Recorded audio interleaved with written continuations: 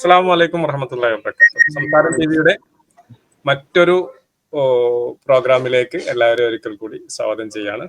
നമ്മളിന്ന് എടുക്കുന്നത് പിന്നെ എവല്യൂഷനുമായി ബന്ധപ്പെട്ട ഒരു വീഡിയോ ആണ്. അതായത് ജീവന്റെ ചരിത്രം എന്ന് പറഞ്ഞ അയാൾ ഞാൻ ആദ്യമായിട്ട് കാണാണ്. എന്തായാലും എനിക്ക് കിട്ടിയൊരു വീഡിയോ അതൊന്ന് പരിശോധിക്കാണ്. എന്താ റിഷാദ് അങ്ങനെ എന്താണ് പുള്ളിയുടെ പേര്. അത് തുടക്കം മുതൽ ഒടുക്കം വരെ ഭയങ്കര കോൺഫിഡൻസിൽ ഒരുപാട് ബ്ലണ്ടർ പുള്ളി പറയുന്നുണ്ട്. സയൻസ് അറിയില്ല, മതം അറിയില്ല. പുള്ളി ആദ്യം പറയുന്നുണ്ട് എനിക്ക് ഇത് അറിയില്ല, ഞാൻ പഠിച്ചിട്ടൊന്നുമില്ല, ഞാൻ സയൻസ് പഠിക്കാത്ത ആളാണ്. എന്നാ പിന്നെ മിണ്ടാതിരുന്നൂടെ ചങ്ങായിക്ക്, മതം ഒട്ടും അറിയില്ല. അപ്പൊ സയൻസും മതവും അറിയാത്ത ഇവർ പറഞ്ഞ ചില ബ്ലണ്ടേഴ്സ്, സയൻസിന്റെ പേരിൽ മതത്തിന്റെ പേരിൽ പറഞ്ഞ ചില ബ്ലണ്ടേഴ്സ് ആണ് നമ്മളൊന്ന് നോക്കുന്നത്. പിന്നെ ഞാൻ പലപ്പോഴും പറയാറുള്ളത് പോലെ ഇവരുടെ മതം പഠിപ്പിക്കൽ മാത്രമല്ല സയൻസ് പഠിപ്പിക്കൽ പോലും നമ്മുടെ ഉത്തരവാദിത്തമായി മാറിയിരിക്കുകയാണ്. എന്നാൽ നമുക്ക് നേരിട്ട് ആ വീഡിയോയിലേക്ക് ഓരോന്നോരോന്നായിട്ട് കിടക്കാം. നമ്മൾ എങ്ങനെയാണ് മനുഷ്യൻ ജീവൻ രൂപപ്പെട്ടിട്ടുള്ളതെന്നും നമ്മൾ എങ്ങനെയാണ് ഇവിടെ സർവൈവ് ചെയ്ത് വന്നത്, എന്തൊക്കെയാണ് ഇവിടുത്തെ കാര്യങ്ങൾ, മറ്റ് ജീവികൾ, എന്താണ് മനുഷ്യ ജീവിതം എന്ന് നമ്മൾ മനസ്സിലാക്കാത്തത് കൊണ്ടാണ് നമുക്കൊരു ക്രിയേറ്റർ അല്ലെങ്കിൽ ഒരു ഓൾമൈറ്റി, ഒരു ദൈവം വേണം എല്ലാം സൃഷ്ടിക്കാൻ എന്നുള്ള കാര്യം നമ്മൾ വിചാരിക്കുന്നതും ആ വിചാരത്തിൽ നിന്നും ഈ പറയുന്ന പലതരത്തിൽ പല ദേശത്തു നിന്നും അവർ രൂപപ്പെടുത്തിയെടുത്തിട്ടുള്ള പല മതങ്ങൾ ഉണ്ടാവുന്നതും ആ മതത്തിലെ പല ദൈവങ്ങളും എന്നിട്ട് ഈ പല ദൈവങ്ങളും മതങ്ങളും വെച്ച് ഇന്ന് നമ്മൾ എല്ലാവരും ഒരു കൂട്ടമായി ജീവിക്കുന്ന മനുഷ്യരാകുമ്പോൾ ആ കൂട്ടത്തിൽ നിന്നുകൊണ്ട് മറ്റവൻ വേറെ മതമാണെന്നും ഞാൻ ഇന്ന മതമാണെന്നും നമ്മൾ തർക്കിക്കുന്നതും തല്ലുകൂടുന്നതും ഇതൊക്കെ ഈ പറയുന്ന നമ്മൾ എന്താണെന്നുള്ള യാഥാർത്ഥ്യത്തിന്റെ വെളിച്ചം നമ്മളിൽ എത്താത്തത് കൊണ്ടാണെന്നുള്ളതാണ് ഞാൻ മനസ്സിലാക്കിയിട്ടുള്ളത്. നോക്കൂ, ഇദ്ദേഹം പറയുന്നത് പിന്നെ മനുഷ്യർ എന്താണ്, ആരാണ് എന്നും അവരുടെ ഒറിജിൻ എന്താണെന്ന് എങ്ങനെയൊക്കെ മനസ്സിലാക്കാത്തതുകൊണ്ടാണ് ഈ മതങ്ങളും ദൈവമൊക്കെ ആവശ്യം വന്നത്. അപ്പൊ പിന്നീട് കുറെ പ്രശ്നങ്ങളുണ്ട്. ഒന്ന്, നമുക്കെല്ലാം മനസ്സിലായി. ഇനി ഇതൊക്കെ അങ്ങേയറ്റം ശാസ്ത്രവിരുദ്ധമായ പ്രസ്താവനയാണ് അദ്ദേഹം നടത്തുന്നത്, ഇനി അങ്ങോട്ട് നടത്താൻ പോണത്. നമുക്കെല്ലാം മനസ്സിലായി, ഇനിയൊന്നും മനസ്സിലാവാനല്ല. അതായത് ശാസ്ത്ര പഠനത്തിന്റെ എല്ലാ മേഖലയും കുട്ടി അടക്കുന്ന ഒരു സ്റ്റേറ്റ്മെന്റ് ആണത്. ഞങ്ങൾക്കെല്ലാം മനസ്സിലായി, അതുകൊണ്ട് ഇനി ദൈവത്തിന്റെ ആവശ്യമില്ല. ഇതൊക്കെ മനസ്സിലാവാത്ത ആളുകളാണ് ദൈവത്തിൽ വിശ്വസിക്കുന്നതും ദൈവം ആവശ്യമായി വരുന്നതും പല മതങ്ങൾ ഉണ്ടാവുന്നതും അതിന്റെ പേരിൽ അവർ തല്ലൂടുന്നൊക്കെയാണ് അദ്ദേഹം പറഞ്ഞു വരുന്നത്. എന്താണ് മനസ്സിലായത്? ഇങ്ങനെ എല്ലാം മനസ്സിലായി എന്ന് പറയുന്നത് ശാസ്ത്രമാവുക എന്നുള്ള ഒരു ബേസിക് നോളജ് പോലും ഇദ്ദേഹത്തിന് ഇല്ല എന്നുള്ളതാണ് വസ്തുത. ഏറ്റവും മിനിമം നമ്മളൊക്കെ +1 പഠിച്ചൊരു കെമിസ്ട്രിയിലുണ്ട്, ഞാനത് എനിക്ക് ഓർമ്മ വരുന്നത് ഹെയ്സൻബർഗ്സ് അൺസർട്ടനിറ്റി പ്രിൻസിപ്പിൾ എന്ന് പറയുന്ന സാധനമുണ്ട്. അതിനകത്ത് എന്താ പറയുന്നത്, എൻ്റെ ഓർമ്മ ശരിയാണെങ്കിൽ mass and velocity of A particle cannot be determined simultaneously. Mass and velocity ആണോ വേറെ രണ്ട് ഇതാണോ അറിയില്ല. ഈ രണ്ട് സാധനങ്ങൾ ഈ ഒരേ സമയം നമുക്ക് പ്രപഞ്ചത്തെ കുറിച്ച് അതിന്റെ ഒരു ഇലാബറേറ്റ് ചെയ്ത് പറഞ്ഞാൽ ഇത്രയാണ്: പ്രപഞ്ചത്തെ കുറിച്ച് സമ്പൂർണമായിട്ട് പഠിക്കാൻ നമുക്ക് കഴിയില്ല എന്നാണ് ഹെയ്സൻബർഗ് പറഞ്ഞു വെക്കുന്നത്. ഹെയ്സൻബർഗ് മാത്രല്ല, ഇത് ഒരുപാട് തലമുതിർന്ന ശാസ്ത്രജ്ഞന്മാര് അവസാനം പഠനത്തിന്റെ അവസാനം അവരെത്തിച്ചേർന്നിട്ടുള്ള ഒരു കൺക്ലൂഷൻ ആണിത്. ഈ പ്രപഞ്ചത്തെ കുറിച്ച് സമ്പൂർണമായി പഠിച്ചു തീർക്കുക നമുക്ക് അസാധ്യമാണെന്നാണ്. ഇരുത്തം വന്ന പണ്ഡിതന്മാരായ, അതേപോലെ തന്നെ നല്ല തത്വചിന്തകരായ ആളുകള്, അതേപോലെ തന്നെ ഈ പറഞ്ഞ പോലെ ശാസ്ത്രജ്ഞരായ ആളുകള്, ഇവരെല്ലാം പറഞ്ഞിട്ട് എത്തിയിട്ടുള്ള ഒരു കൺക്ലൂഷൻ ആണിത്. ഈ പ്രപഞ്ചത്തെ കുറിച്ച് സമ്പൂർണമായിട്ട് പഠിച്ചു തീരുക നമുക്ക് സാധ്യമല്ല. സയൻസിന്റെ മുന്നോട്ടുള്ള പോക്കിന്റെ പ്രശ്നമാണ്. എല്ലാം നമുക്ക് മനസ്സിലായി പിന്നെ സയൻസിനോട് സ്ഥാനമാണ്. മനസ്സിലായി പിന്നെ എന്തിനാ പുതിയ പഠനങ്ങൾ, എന്തിനാണ്? മാത്രമല്ല ഇദ്ദേഹം നോക്കൂ, എനിക്കൊന്ന് ഭൂരിപക്ഷം സയന്റിസ്റ്റുകളും ശാസ്ത്രകാരന്മാരും ശാസ്ത്ര ചിന്തകരും ദൈവവിശ്വാസികളാണ്. അപ്പൊ അവർക്കൊന്നും മനസ്സിലായില്ല എന്നാണോ? ഈ ശാസ്ത്രം പറയാത്ത, മതം അറിയാത്ത ഇയാൾക്ക് മാത്രമാണ് അതൊക്കെ മനസ്സിലായി? എന്താ നമ്മൾ കരുതേണ്ടത്? ഒന്നാമത് ഈ ശാസ്ത്രം പഠിച്ചിട്ട് യുക്തിവാദം എന്ന് പറഞ്ഞാൽ അത് എങ്ങനെയാണ് അത് വർക്കൗട്ട് ആവുന്നത് ഞാൻ ആലോചിക്കുന്നത്. ശാസ്ത്രം എന്ന് പറഞ്ഞാൽ particle is the study of particle. ഈ പദാർത്ഥം എങ്ങനെ പെരുമാറുന്നു, പദാർത്ഥം എന്തുകൊണ്ട് നിർമ്മിക്കപ്പെട്ടിട്ടുണ്ട്, പദാർത്ഥത്തെ എന്തൊക്കെ ആക്കി മാറ്റാൻ പറ്റും, അതിനെ വർക്ക് ചെയ്യുന്ന ഫോഴ്സ് ഏതൊക്കെയാണ്, അതിനകത്തുള്ള ബേസിക് യൂണിറ്റ് എന്താണ്. ഇപ്പൊ സെല്ലിനെ കുറിച്ച് പഠിച്ചാൽ സെല്ലിനകത്തുള്ള ബേസിക് യൂണിറ്റ് എന്താണ്, DNA എങ്ങനെയാണ് വർക്കൗട്ട് ആവുന്നത്, അതേപോലെ തന്നെ ആറ്റം എന്താണ്, ആറ്റത്തിനകത്ത് എന്തൊക്കെ സാധനങ്ങൾ ഉണ്ട്, എത്ര പ്രോട്ടോൺ ഉണ്ട്, എത്ര ന്യൂട്രോൺ ഉണ്ട്, എങ്ങനെയാണ് അതിന്റെ സെല്ലിന്റെ ന്യൂക്ലിയസ് എങ്ങനെയാണ്. ഈ ഭാഗത്തിൽ ഇതെന്താണെന്ന് പഠിക്കാനേ പറ്റുള്ളൂ. ഇത് എങ്ങനെ ഇത് ഉണ്ടായി, എങ്ങനെ ഇത്ര കൃത്യമായ, ഇത്ര സങ്കീർണമായ ആറ്റം എങ്ങനെ ഉണ്ടായി, ഇത്ര സങ്കീർണമായ സെല്ല്. ഞാനൊക്കെ കഷ്ടപ്പെട്ടിട്ടാണ് എന്റെ അനാട്ടമി ഫസ്റ്റ് ഇയറിലൊക്കെ ഒരു സെല്ല് വരച്ചിട്ടുള്ളത്. സത്യമായിട്ടും എനിക്ക് ഇപ്പോഴും സെല്ല് വരക്കാൻ അറിയില്ല. ഇപ്പോഴും സെല്ല് നല്ല ഭംഗിയിൽ വരക്കാൻ അതിനകത്തുള്ള സാധനങ്ങൾ എഴുതിയാൽ ഞാൻ മറന്നു പോകും. കോംപ്ലിക്കേറ്റഡ് ആണ്. നമുക്ക് ഒരുപാട് പോകാനുണ്ട് അദ്ദേഹത്തിന്റെ വിഷയത്തിലേക്ക്. ഇപ്പോഴും എനിക്ക് അനാട്ടമിയെ പഠിച്ചാൽ എനിക്ക് ഏറ്റവും ബുദ്ധിമുട്ടുള്ളതാണ് അനാട്ടമി. അനാട്ടമി എല്ലാവർക്കും പഠിച്ചെടുക്കാൻ പറ്റുന്നതാണ്, പക്ഷെ ഏറ്റവും ബുദ്ധിമുട്ടുള്ള ഒരു സബ്ജക്റ്റ് ആയിട്ടുള്ള ഹ്യൂമൻ അനാട്ടമി. അപ്പോ ഈ മനുഷ്യ ശരീരത്തെ കുറിച്ച് പോലും പഠിക്കാൻ നമുക്ക് പ്രയാസകരമാണ് അല്ലേ. ഞാൻ അത്ഭുതപ്പെട്ടു പോയിട്ടുണ്ട് നമ്മൾ ഓരോ സിസ്റ്റവും ഇങ്ങനെ പഠിക്കുമ്പോൾ. നമ്മളെ ഫസ്റ്റ് ഇയർ അനാട്ടമിയിൽ, ഹ്യൂമൻ അനാട്ടമിയിൽ ഡൈജസ്റ്റീവ് സിസ്റ്റം 3, 4, 5 ക്ലാസ് എടുത്താൽ അത് തീരില്ല. Nervous system, circulatory system, respiratory system, endocrine system അല്ലേ. ഇങ്ങനെ എത്ര കൃത്യമായിട്ടാണ് പടച്ച തമ്പുരാനെ നീ ഇതെല്ലാം ഇങ്ങനെ ഇതൊക്കെ ഇങ്ങനെ ആകസ്മികമായിട്ടാണെന്ന് പറയാൻ പറ്റുന്ന ആൾക്കാര് ഏത് രൂപത്തിലാണ് ആകസ്മികമായിട്ട് ഇത്ര കൃത്യത വന്നത്? അത് പറയാൻ കഴിയോ? നമുക്ക് ഫാസിൽ ഒരുപാട് വരാനുണ്ട്. ജുനൈദ് എന്തെങ്കിലും ആഡ് ചെയ്യാനുണ്ട് ഈ പോയിന്റിൽ? ആഡ് ചെയ്യാനുണ്ട്. അതായത് ഇവനിവിടെ ഫസ്റ്റ് പറഞ്ഞ പോയിന്റ്, നമ്മൾ ആരാണെന്ന് മനസ്സിലാക്കാത്തത് കൊണ്ടാണ് ദൈവത്തിന്റെ ആവശ്യം എന്ന്. സഹോദരനോട് എനിക്ക് പറയാനുള്ളത്, നമ്മൾ ആരാണെന്ന് മനസ്സിലാക്കാൻ ശ്രമിക്കുന്നത് കൊണ്ടാണ് ദൈവത്തിന്റെ ആവശ്യം. ഞാൻ തിരിച്ചാണ്. കാരണം നമ്മൾ ഭൂമിയിൽ ജനിച്ച് ഭൂമിയിൽ വളരുന്ന ഒരു മനുഷ്യൻ എന്ന ജീവി ചിന്തിക്കാനുള്ള കഴിവുണ്ട്. രാവിലെ എഴുന്നേൽക്കുന്നു, ഭക്ഷണം കഴിക്കുന്നു, ടോയ്ലറ്റിൽ പോകുന്നു, പണിക്ക് പോകുന്നു, തിരിച്ചു റിപ്പീറ്റ് മോഡിൽ പോയിക്കൊണ്ടിരിക്കുക.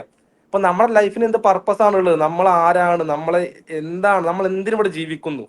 നമ്മൾ എങ്ങനെ ജീവിക്കണം? എന്താണ് ഈ മൊറാലിറ്റി? ഇതിനെക്കുറിച്ച് ചിന്തിക്കുന്ന സമയത്താണ് നമ്മൾ ദൈവം വേണമെന്ന് നമ്മൾ മനസ്സിലാക്കുന്നത്. അല്ലെങ്കിൽ നമ്മൾ ഈ പ്രകൃതിയെ കാണുന്ന സമയത്താണ് അപ്പോൾ ഈ ഒരു ഡിസൈൻ പിറകിൽ തീർച്ചയായിട്ടും ഡിസൈനർ ഉണ്ടായിരിക്കണം എന്നുള്ളൊരു ഉറപ്പ് നമുക്ക് വരുന്നത് കൊണ്ടാണ്.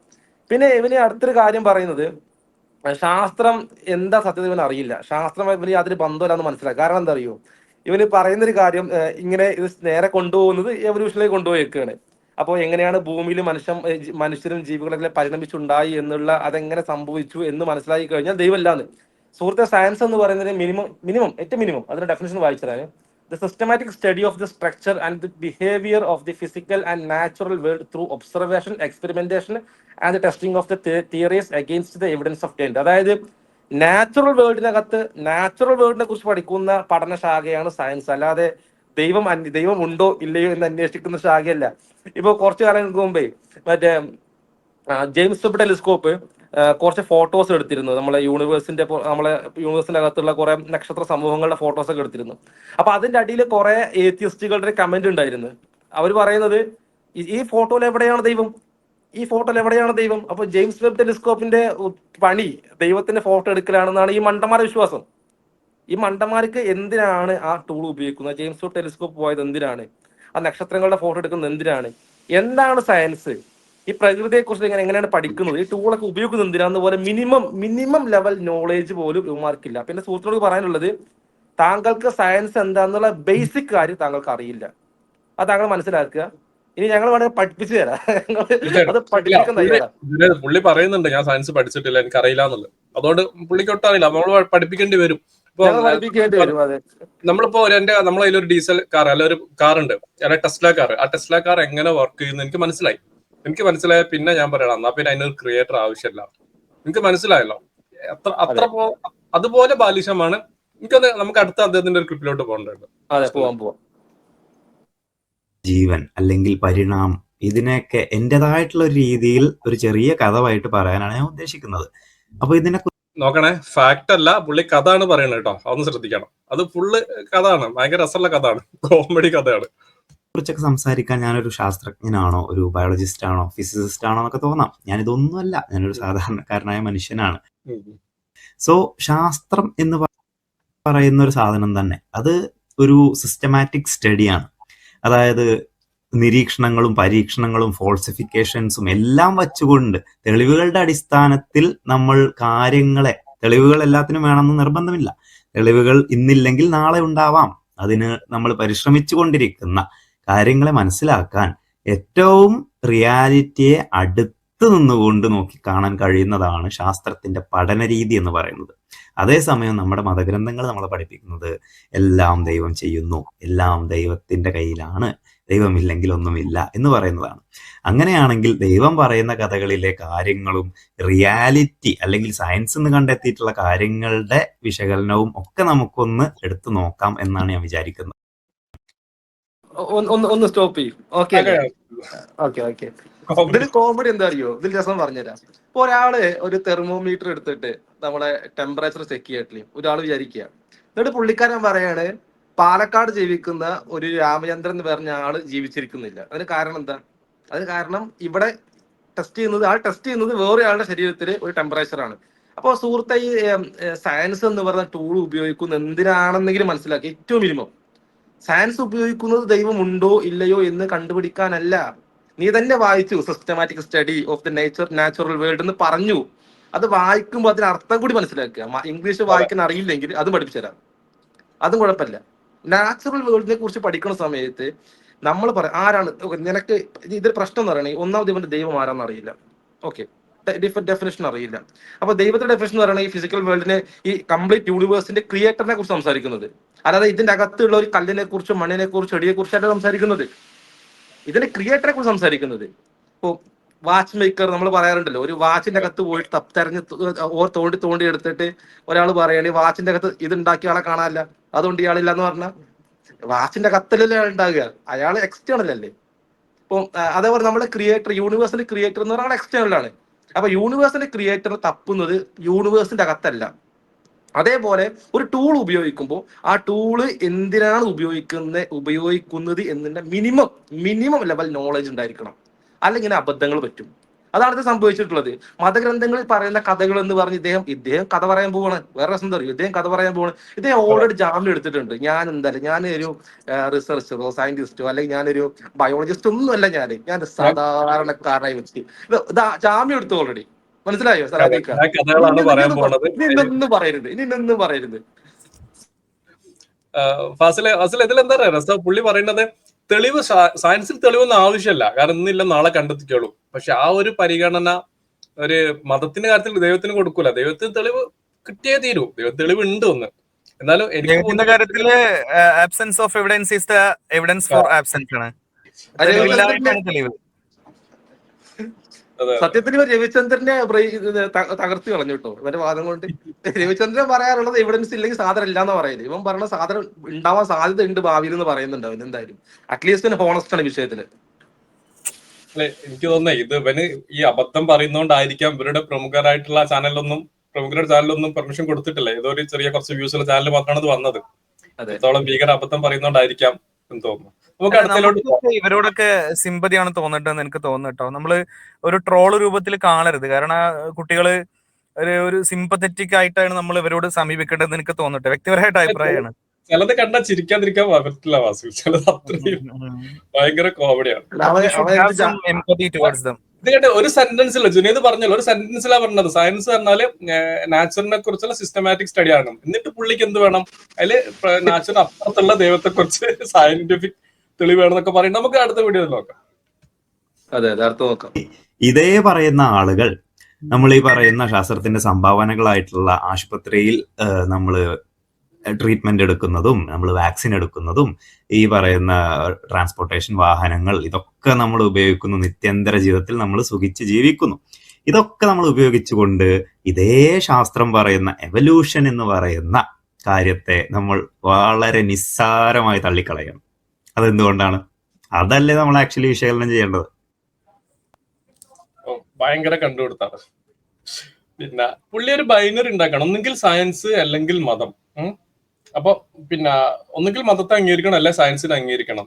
സയൻസിനും ശാസ്ത്രീയ ചിന്തക്കും ശാസ്ത്രീയ പഠനത്തിനും തുടക്കമിട്ടത് മതപണ്ഡിതന്മാരാണ് എന്നുള്ളൊരു പ്രാഥമിക ജ്ഞാനം അദ്ദേഹത്തിന് ഇല്ലെങ്കിൽ ഇപ്പൊ നമ്മൾ എന്താ ചെയ്യാ അല്ലെ? പിന്നെ സയന്റിഫിക് ഗോൾഡൻ ഇയേഴ്സില് ഇസ്ലാമിക് സുവർണ കാലഘട്ടങ്ങളിൽ ശാസ്ത്ര പഠനത്തിന് തുടക്കം കിട്ടത് മുസ്ലിങ്ങളാണ്. എന്നിട്ട് പറയാണ് ആസ്പത്രി, പിന്നെന്തൊക്കെ പറഞ്ഞത്, വാഹനങ്ങള്. ഞാൻ ചോദിക്കട്ടെ, കേരളത്തിൽ എത്ര ഹോസ്പിറ്റലുകൾ ഇവർ ഈ നിരീശ്വരവാദികൾ നടത്തുന്നുണ്ട്? എത്ര കോളേജുകൾ നടത്തുന്നുണ്ട്? നിങ്ങൾ എണ്ണിക്കോ. കേരളത്തിലെ 90% ഹോസ്പിറ്റലുകളും വിശ്വാസികളാണ് നടത്തുന്നത്, സ്കൂളുകളായാലും. എന്നിട്ട് ഇപ്പം വിശ്വാസികളെ ശാസ്ത്രം പഠിപ്പിക്കാൻ നടക്കണം. ശാസ്ത്ര ചിന്തക്ക് തുടക്കമിട്ടത് മുസ്ലിം ഖുർആൻ പഠിച്ച പണ്ഡിതരാണ്. ഫാസിൽ, ജുനൈദ്. ഒരുപാട് ഇതാണ് വിശദമായിട്ട് ബൈനറി ആണ് പറഞ്ഞിട്ടുണ്ട്. അവർ ഫാസിൽ അറിവില്ലായ്മയാണ്, അറിവില്ലാത്തതിന്റെ ശത്രുവായിട്ട് കാണാനാണ്. അത്രേ ഉള്ളൂ. കാരണം ഈ മറ്റേ ശാസ്ത്രരംഗത്ത് ജ്വലിച്ചു നിൽക്കുന്ന പണ്ഡിതന്മാരുടെ കഥ പറഞ്ഞാൽ ഒരു സീരീസ് ആയിട്ട് പറയേണ്ടി വരും. അതെ അതെ, ഈ മണിക്കൂറുകൾ ഇബ്നു സമയം. അവിസന്ന എന്ന് പറയുന്ന ഇബ്നു സീന മുതൽ ഇങ്ങനെ ഒരുപാട് ആൾക്കാരുണ്ട്. അത് നമുക്ക് ഒരു വേറൊരു സീരീസ് ആയിട്ട് ചെയ്യാം. അവന്റെ അജ്ഞത അവൻ എങ്ങനെ പ്രകടമാക്കിക്കൊണ്ടിരിക്കുകയാണ്. അതെ അതെ, എനിക്കൊന്ന് അൺമാസ്കിംഗ് എത്തിസം ചാനലിൽ വിശദമായിട്ട് ഈ വിഷയം ചർച്ച ചെയ്തിട്ടുണ്ട്. ആർക്കെങ്കിലും വിഷയം കൊടുത്ത് പഠിക്കണമെങ്കിൽ ആ ചാനൽ ഒന്ന് റെഫർ ചെയ്താൽ കൂടുതൽ കിട്ടും. ജുനൈദ് എന്തെങ്കിലും ആഡ് ചെയ്യുന്നുണ്ടോ, അല്ലെങ്കിൽ അടുത്ത ക്ലിപ്പിലോട്ട് പോകണം? അതെ, ഇത് ബൈനറി ആണ്. അതായത് ഒരു ഫാരസിയാണ് ബ്രോ, എത്ര പറയാനുള്ളൂ. കാരണം ഞങ്ങൾക്കില്ലാത്തൊരു വാദം നിങ്ങൾ ഞങ്ങളെ നെഞ്ചത്തോട്ട് ഒന്ന് വെക്കുകയാണ്. അതായത് ഞങ്ങള് എന്താ ബ്രോ മനസ്സിലാക്കേണ്ട കാര്യം, സയൻസ് എന്ന് പറയുന്നത് ഞാൻ നേരത്തെ പറഞ്ഞത് സ്റ്റഡിയാണ്, ഒരു ടൂളാണത്. മതവിശ്വാസം എന്ന് പറയുന്നത് നമ്മൾ അൾട്ടിമേറ്റ് നമ്മളെ ലൈഫിന് എക്സ്പ്ലെയിൻ ചെയ്തുകൊണ്ട് നമ്മൾ എടുക്കുന്ന ഒരു ആശയമാണത്. രണ്ട് വ്യത്യാസം, രണ്ട് സാധനങ്ങളാണ്. മനസ്സിലാക്കുക, ദയവായിട്ട് മനസ്സിലാക്കുക പ്ലീസ്. ഈ പറഞ്ഞുതരാൻ വയ്യ, അതുകൊണ്ടാണ് ഞങ്ങൾ വേറെ വേണമെങ്കിൽ ഡെഫിനിഷൻ ഞങ്ങൾ കൊടുക്കാം, വേറെ നിവൃത്തില്ലാത്തതുകൊണ്ടാ. അപ്പൊ ഈ സാധനം ഉണ്ടല്ലോ, അപ്പം നിങ്ങൾ ബൈനറി വെച്ചിട്ട് ഓക്കെ, ഒന്നെങ്കിൽ സയൻസ് എടുക്കണം, അല്ലെങ്കിൽ മതം എടുക്കണം, അല്ലെങ്കിൽ ഒന്ന് സയൻസ്. അപ്പൊ നിങ്ങൾ ഹോസ്പിറ്റലിലേക്ക് എന്തുകൊണ്ട് വിശ്വാസികൾ പോകുന്നു ചോദിക്കുക. അപ്പൊ നിങ്ങൾ ഫസ്റ്റ് വെക്കേണ്ട വാദം, ഹോസ്പിറ്റലിലേക്ക് വിശ്വാസികൾ പോകുന്നത് ഞങ്ങൾ കോൺട്രഡിക്ടറി ആണെന്ന് നിങ്ങൾ തെളിയിക്കണം. ഞങ്ങൾ അതിനെ പറഞ്ഞിട്ടില്ലല്ലോ. ഞങ്ങളെ സംബന്ധിച്ചിടത്തോളം അങ്ങനെ ഒരു സംഭവം ഞങ്ങൾക്കില്ല. ഞങ്ങളെ സംബന്ധിച്ചിടത്തോളം ഒട്ടകത്തെ കെട്ടിയിട്ടിട്ട് പിന്നെ അള്ളാഹ് തക്കുവ ചെയ്യാന്നുള്ളത്, തവക്കൽ ചെയ്യാന്നുള്ളതാണ് നമ്മളുടെ വാദം. അതായത് ഒരു കാര്യം നമ്മളെ ഇവിടെ ഞങ്ങളെ സംബന്ധിച്ചിടത്തോളം ഇതൊക്കെ ഉണ്ടാക്കിയിട്ടുള്ള അള്ളാഹുവാണ്, ദൈവമാണ് സൃഷ്ടിച്ചിട്ടുള്ളത്. അൾട്ടിമേറ്റ് ഹീലർ, അൾട്ടിമേറ്റ് ആയിട്ട് രോഗം മാറ്റുന്നത് അള്ളാഹുവാണ്. അപ്പൊ അതിലേക്കുള്ള സബബുകൾ, ഒരുപാട് സബബ് ഉണ്ടാവും. ഇതൊക്കെ ഏറ്റവും ബേസിക്. അതായത് പറഞ്ഞു, നിങ്ങൾക്ക് ഇപ്പൊ 3 പേർക്ക് മനസ്സിലായി. ഒന്ന്, നിങ്ങൾക്ക് സയൻസ് എന്താണെന്ന് അറിയില്ല. രണ്ടാമത് മതം എന്താണെന്ന് അറിയില്ല, ദൈവം എന്താണെന്ന് അറിയില്ല. ഇപ്പൊ മൂന്നാമതായിട്ട് മനസ്സിലാക്കിയാലും നിങ്ങൾക്ക് മതം എന്താണെന്നും അറിയില്ല. ഇപ്പൊ 3 കാര്യം അൾട്രാ നിങ്ങൾ താഴ്ന്ന ലെവലിലേക്ക് പോയി. ഇനി ഓക്കെ, ഇനി നമുക്ക് അടുത്ത എടുക്കാം. ഇത് കൂടുതൽ പറയാൻ തരാതിരിക്കാം. ഫാസിൽ ഒന്നും ആഡ് ചെയ്യാനല്ലോ അല്ലേ? അടുത്തതിലോട്ട് പോട്ടെ.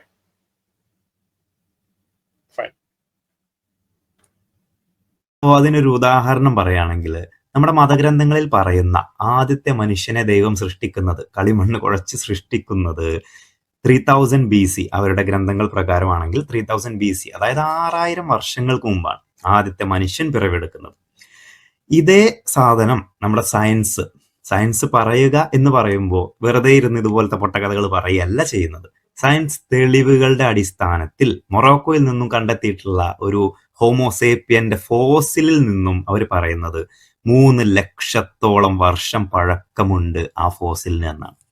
അതായത് 3 ലക്ഷം വർഷം മുമ്പ് വരെ ഇവിടെ ഹോമോസേപ്പിയൻസ് ജീവിച്ചിരുന്നു. എന്തായാലും എനിക്കൊന്ന് ഇദ്ദേഹം 3000 വർഷത്തെ പഴക്കം എന്നുള്ളത് എനിക്കത് ബൈബിളിലെ പരാമർശമാണെന്ന് തോന്നുന്നില്ലേ?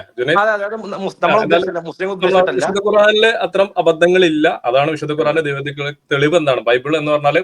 മുസ്ലിം വിശ്വാസപ്രകാരം ഈസാ നബിക്ക് അള്ളാഹു അവതരിപ്പിച്ച ഒരു ഗ്രന്ഥമാണ് ഇഞ്ചീൽ.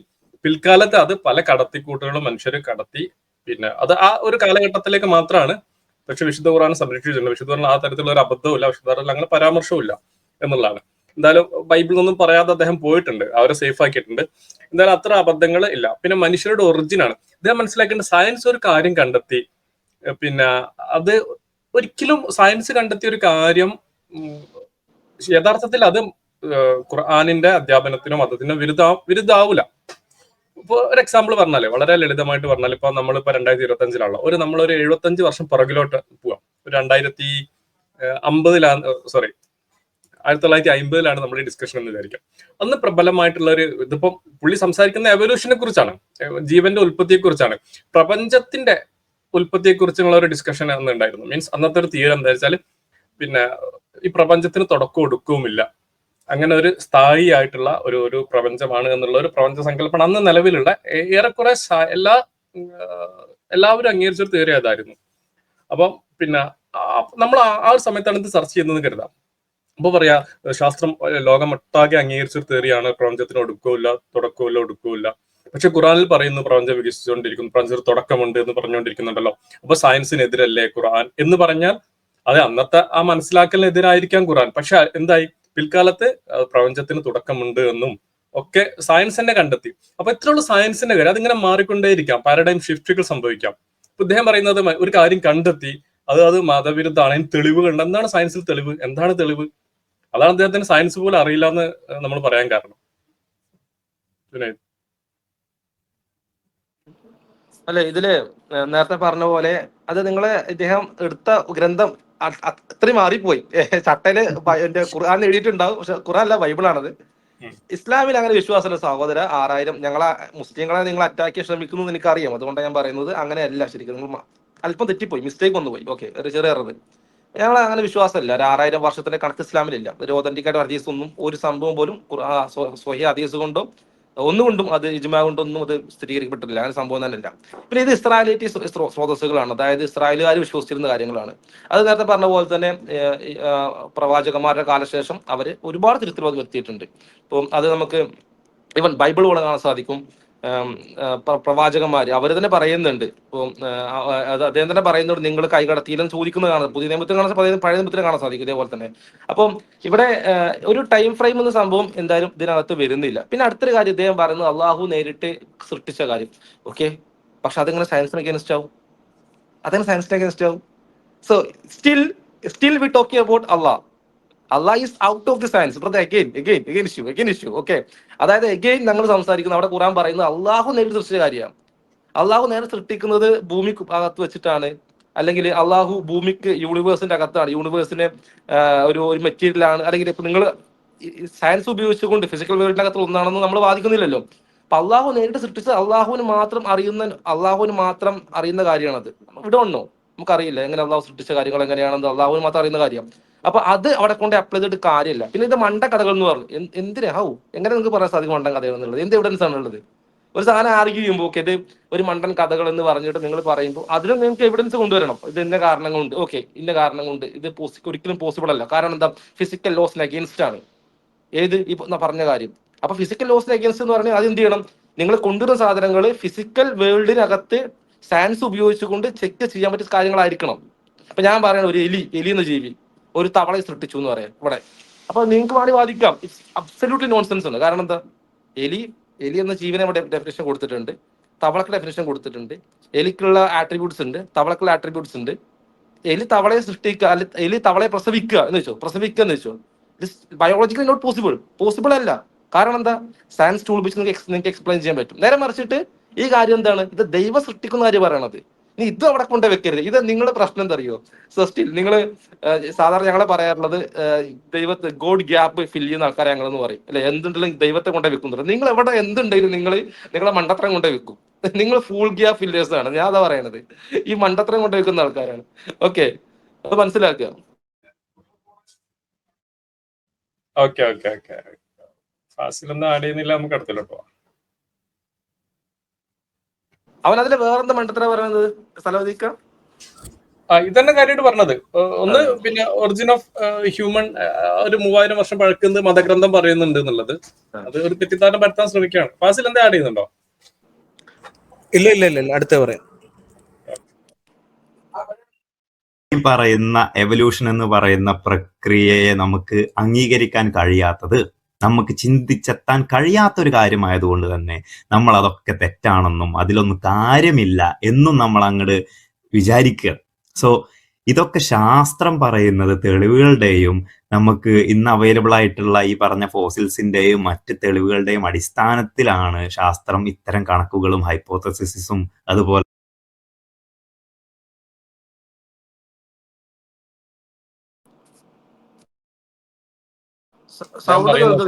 ഇദ്ദേഹം പറയുന്നത് ശാസ്ത്രം തെളിവുകളുടെ അടിസ്ഥാനത്തിലാണ് ഒക്കെ പറയണത്. ഒക്കെ പറഞ്ഞു കഴിഞ്ഞു, ശാസ്ത്രം തെളിവ് കിട്ടി, ഇനി ഒരു മാറ്റമില്ല. ഒരു 12ാം ക്ലാസ്സിൽ സയൻസ് പഠിച്ച ഒരാൾ പറയുന്ന വർത്താനല്ലത്. ഒക്കെ കിട്ടിയാൽ നാളെ മാറാം സുഹൃത്തെ, നാളെ മാറാം. നിങ്ങളുടെ ഫോസിലുകളിൽ തന്നെ ഒരുപാട് പ്രശ്നമുണ്ട്. എവല്യൂഷൻ നിങ്ങൾ തെളിവിന്റെ അടിസ്ഥാനത്തിലാണ് പറയുന്നെങ്കിൽ ഈ പരിണാമത്തെ എതിർക്കുന്ന വിശ്വാസികൾ അല്ലാത്ത, മുസ്ലിങ്ങൾ അല്ലാത്ത 100 കണക്കിന് 1000 കണക്കിന് സെക്യുലർ സയന്റിസ്റ്റുകൾ ഉണ്ട്. ലിസ്റ്റ് വേണേ തരാം നമുക്ക്. എന്തുകൊണ്ട് നിങ്ങൾ ഈ പറഞ്ഞ പരിണാമവാദം ശരിയല്ല എന്ന് പറയും. ഇതൊക്കെ ശാസ്ത്രലോകത്തുള്ള ചർച്ചകളാണ്. സയൻസിന് അത്രേ പറ്റുള്ളൂ ചില ചർച്ചകൾ ചെയ്യാൻ. ഇതിനപ്പുറത്ത് സയൻസ് തെളിവുകൾ കിട്ടിക്കഴിഞ്ഞു, ഇനി മാറ്റമല്ല എന്നാണ് അത്. ഇത് സയൻസ് അല്ല, സയൻസിന് ഇങ്ങനെ ആവാൻ സാധ്യമല്ല. ജുനൈദ്? അതെ ഇദ്ദേഹത്തിന്റെ കണക്കനുസരിച്ചിട്ട് എന്തോ മറ്റേ സഹോദര അത് അടുത്തത് നിങ്ങൾക്ക് എവല്യൂഷൻ എന്താണെന്ന് അറിയില്ല. എവല്യൂഷൻ ഇസ് തിയറി എന്ന് പറയുന്നത് നമുക്ക് ഒരുപാട് തിയറികളുണ്ട്. സോ സ്റ്റിൽ ന്യൂ തിയറികൾ കൊണ്ടുവന്നുകൊണ്ടിരിക്കുന്നുണ്ട്. യൂണിവേഴ്സിന്റെ പുറത്തുനിന്നാണ് അല്ലെങ്കിൽ സം പീപ്പിൾ അവർ ആർഗ്യൂ ചെയ്യുന്നത് യൂണിവേഴ്സിന്റെ പുറത്തുനിന്ന് ഏലിയൻസ് കൊണ്ടുവന്നാണ് ലൈഫ് ഭൂമിയിലേക്ക്. അങ്ങനെ ആർഗ്യൂ ചെയ്യുന്ന ആൾക്കാരുണ്ട്. സോ ഇറ്റ്സ് എ ഹൈപ്പോത്തറ്റിക്കൽ ഒരു എന്താ പറയുക ഒരു തിയറിയാണ്, അതൊരു ഒരു തിയറിയാണ്. അതേപോലെ തന്നെ ഒരുപാട് തിയറികളുണ്ട്. ഇപ്പോൾ പല ഇതിൽ നമ്മൾ ഏറ്റവും കൂടുതൽ എവിഡൻസ് ഇതിനെ സപ്പോർട്ട് ചെയ്യാൻ വരും, നമ്മൾ അതിനാണ് കൂടുതൽ ഫോക്കസ് ചെയ്യുക. തീർച്ചയായിട്ടും പരിണാമവുമായി ബന്ധപ്പെട്ട വിഷയത്തിൽ ഒരുപാട് ഫോഴ്സസ് കാര്യങ്ങൾ കിട്ടിയിട്ടുണ്ട്, അത് സ്റ്റഡി നടന്നുകൊണ്ടിരിക്കുന്നുണ്ട്. പക്ഷേ it's not ultimate truth. Ultimate truth എന്ന് പറഞ്ഞാൽ നിങ്ങളെ അടിമയായി മാറി. എന്തിനു അടിമയായി മാറി? ഈ തിയറി അടിമയായി മാറി. നാളെ നിങ്ങൾക്ക് 10, 500, 50 വർഷം കഴിഞ്ഞിട്ട് again one more theory, again ഒരു തിയറി കൊണ്ടുവന്നാൽ നിങ്ങളുടെ യൂട്യൂബ് ചാനലിൽ കടന്ന് കൊടയോ ആര് പിടിച്ചിട്ട് ഇത്ര അന്ധവിശ്വാസങ്ങൾ ജീവിച്ചിരുന്നു മുമ്പ് എന്ന് പറയും. മനസ്സിലായോ? കാരണം നമ്മൾ പറയുന്നത് എന്താ, പഠിക്കട്ടെ, സ്റ്റഡി ചെയ്യട്ടെ, പഠിക്കട്ടെ, വി ക്യാൻ സി, നമുക്ക് നോക്കാം, ഇത്രല്ലേ ഉള്ളൂ. ഇസ് ഇറ്റ് ഓക്കെ, അത് ഒരു കംഫർട്ടബിൾ നല്ലൊരു റിസൾട്ട് ആണെന്നുണ്ടെങ്കിൽ നമ്മളത് അഗ്രി ചെയ്യും. ഇനി വേറെ ആരെങ്കിലും പറയണത് അങ്ങനെ എഗ്രി ചെയ്യാൻ പറ്റിയ കാര്യമല്ല, കാരണം അതിൽ ഒരുപാട് പ്രശ്നങ്ങൾ ഉണ്ടെന്നൊരു അങ്ങനെ ആർഗ്യൂ ചെയ്യും, അത്രയല്ലേ ഉള്ളൂ. ഇനിയിപ്പോൾ ഒരാൾ പറയാണ് ഇതിൽ കുറെ സോഷ്യലി ചില പ്രശ്നങ്ങളുണ്ട്, കാരണം ഈ പരിണാമം കൊണ്ട് ചില ആൾക്കാർക്ക് വർണ്ണ വിവേചനം, വർഗ വിവേചനമൊക്കെ കൂടാൻ സാധ്യത ഉണ്ടെന്ന് സോഷ്യൽ സയൻസ് പഠിക്കുന്ന ആൾക്കാരൊക്കെ അങ്ങനെ ആർഗ്യൂ ചെയ്തിരിച്ചു. അവർക്ക് അങ്ങനെ ആർഗ്യൂ ചെയ്യാൻ അവകാശമുണ്ട്. അപ്പം പലതരത്തിലാണ് സയൻസ് സ്റ്റഡി എന്ന് പറയുമ്പോൾ അതിന് ചില ഓപ്പോസിറ്റ് കാര്യങ്ങൾ വരും, സപ്പോർട്ടീവായിട്ട് വരും, ഇതെല്ലാം വരും. അപ്പൊ എല്ലാ മേഖലകളിലും നമ്മൾ എന്ത് ചെയ്യണം, അവരൊക്കെ നമ്മൾ അക്സെപ്റ്റ് ചെയ്യാൻ തയ്യാറാവണം. അല്ലാതെ അയ്യോ ഞാനിത് കുടിച്ച മൊബൈൽ 2 കൊമ്പ്, അതോട് ഇത് ഉറപ്പാണ് തന്നെയാണെന്ന് പറയുന്ന ആ പരിപാടി സയൻസിലില്ല. അപ്പൊ നിങ്ങൾക്ക് ഞാൻ പറഞ്ഞല്ലോ, നിങ്ങൾ നേരത്തെ ഓൾറെഡി ജാമ്യം എടുത്തത് കൊണ്ട് ഇനി ഞാൻ പറയുന്നില്ല. നിങ്ങൾക്ക് അപ്പൊ സയൻസ് അറിയില്ല, നിങ്ങൾ ഓൾറെഡി പറഞ്ഞത് കൊണ്ട് ഓക്കെ, ഇനി വര പോട്ടെ. അപ്പൊ ഇത് മനസ്സിലാക്കില്ല. ഇത് പിന്നെ അദ്ദേഹം പറഞ്ഞ ഫോസിൽ തെളിവുകള്, അത് ഫോസിൽ തെളിവുകൾ പരിണാമത്തിന് തെളിവല്ല എന്ന് പരിണാമവാദികൾ തന്നെ പറയുന്നുണ്ട്. ഈ കാംബ്രിയൻ എക്സ്പ്ലോഷൻ ഒക്കെ വിശദീകരിക്കാൻ പറ്റാത്തതുകൊണ്ട് അതല്ല തെളിവ്. അതിന് ഇപ്പൊ നിയോ ഡാർവിനിസം, ഒരു മോഡേൺ സിന്തസിസ് ആണ് പുതിയൊരു തിയറി ഒക്കെ കൊടുത്തിട്ടുണ്ട്, അത് ഫോസിലുകളല്ല തെളിവാക്കുന്നത്. എനിക്കൊന്ന് ഈ പരിണാമവാദികളുടെ പുതിയ അപ്ഡേഷൻ പോലും ഇദ്ദേഹത്തിന് അറിയില്ല എന്നാണ് മനസ്സിലാവുന്നത്. എന്തായാലും നമുക്കത് വഴിയെ പഠിപ്പിച്ചു കൊടുക്കാൻ തോന്നുന്നു. അതെ അതെ, ഇത് മനസ്സിലാക്കേണ്ടത്രേ ഉള്ളൂ. ഇത് നിങ്ങളൊരു തിയറി ആക്കി എടുക്കുക. നിങ്ങളത് ഒരു മുസ്ലിങ്ങളെ വെട്ടിക്കണം, മുസ്ലിങ്ങളെ തോപ്പിക്കണം എന്ന് വെച്ചിട്ട് അത് ഫാക്റ്റായി എടുത്തിട്ട് കഥകൾ ഉണ്ടാക്കി മെരകെ നിൽക്കരുത്. നിങ്ങൾ നാളെ നാണക്കേടാവും നിങ്ങൾക്ക്. അത്രേ പറയാനുള്ളൂ, എനിക്കത്രേ പറയാനുള്ളൂ. നമ്മളൊക്കെ ഒരു സേഫ് സോണിൽ നിൽക്കുക എപ്പോഴും. അടുത്തിലോട്ട് പോകാം. ഈ ആഴക്കടലിൽ നമ്മൾ പോയിട്ട് അവിടെയുള്ള ഈ ഹൈഡ്രോ തെർമൽ വെൻസ് എന്ന് പറയുന്ന അവിടുത്തെ ചൂടുള്ള ഉറവകൾ നമ്മൾ കണ്ടെത്തി കഴിഞ്ഞു. സോ അതിനൊക്കെ ഒരുപാട് തെളിവുകൾ നമുക്കുണ്ട്. സോ അതിനെക്കുറിച്ചുള്ള കൂടുതൽ പഠനങ്ങൾ നമ്മൾ നടത്തിയപ്പോഴാണ് നമുക്ക് മനസ്സിലായത്, ഈ കടലിലെ തണുത്ത വെള്ളം അവിടുത്തെ ചെറിയ വിടവുകളിലേക്ക് ഇറങ്ങി ചെല്ലുകയും ഭൂമിയുടെ മാഗ്മയിൽ ചെന്ന് അവിടുന്ന് ചൂട് സംഭരിച്ച് ആ ചൂടും ഇതും കൂടെ ലയിച്ചിട്ടുള്ള രാസവസ്തുക്കൾ ഈ പറയുന്ന വെൻസിലൂടെ പുറന്തള്ളുകയും ചെയ്യുന്ന ഒരു പ്രക്രിയയാണെന്നും, നമ്മുടെ സൂര്യരശ്മികൾ കൊണ്ട് ഭൂമിയിൽ ജീവിക്കുന്ന ആ സൂര്യരശ്മി വേണ്ട പോലത്തെ ജീവികൾ, അതേ രീതിയിലുള്ള ജീവികൾ ഈ പറയുന്ന വെൻസിന് ചുറ്റും ജീവിച്ചിട്ടുണ്ട് എന്നും ജീവിച്ചു കൊണ്ടിരിക്കുന്നുണ്ട് എന്നും അവർക്ക് ഊർജം നൽകുന്നത് ഈ പറയുന്ന രാസവസ്തുക്കളാണ് എന്നൊക്കെ നമ്മൾ കണ്ടെത്തിയിട്ടുണ്ട്. സോ അതിൻ്റെയൊക്കെ അടിസ്ഥാനത്തിൽ ഇന്ന് ഈ പറയുന്ന ഹൈഡ്രോ തെർമൽ വെൻസ് ആണ് നമ്മുടെ ആദ്യ സെല്ല് രൂപപ്പെടാനുള്ള കാരണം എന്നും പറയപ്പെടുന്നുണ്ട്. സോ ഇതൊക്കെ നമുക്ക് റിയാലിറ്റിയുമായിട്ട് ഏറ്റവും അടുത്ത് നിൽക്കുന്ന പോസിബിൾ ഇവന്റ്സ് ആണ്.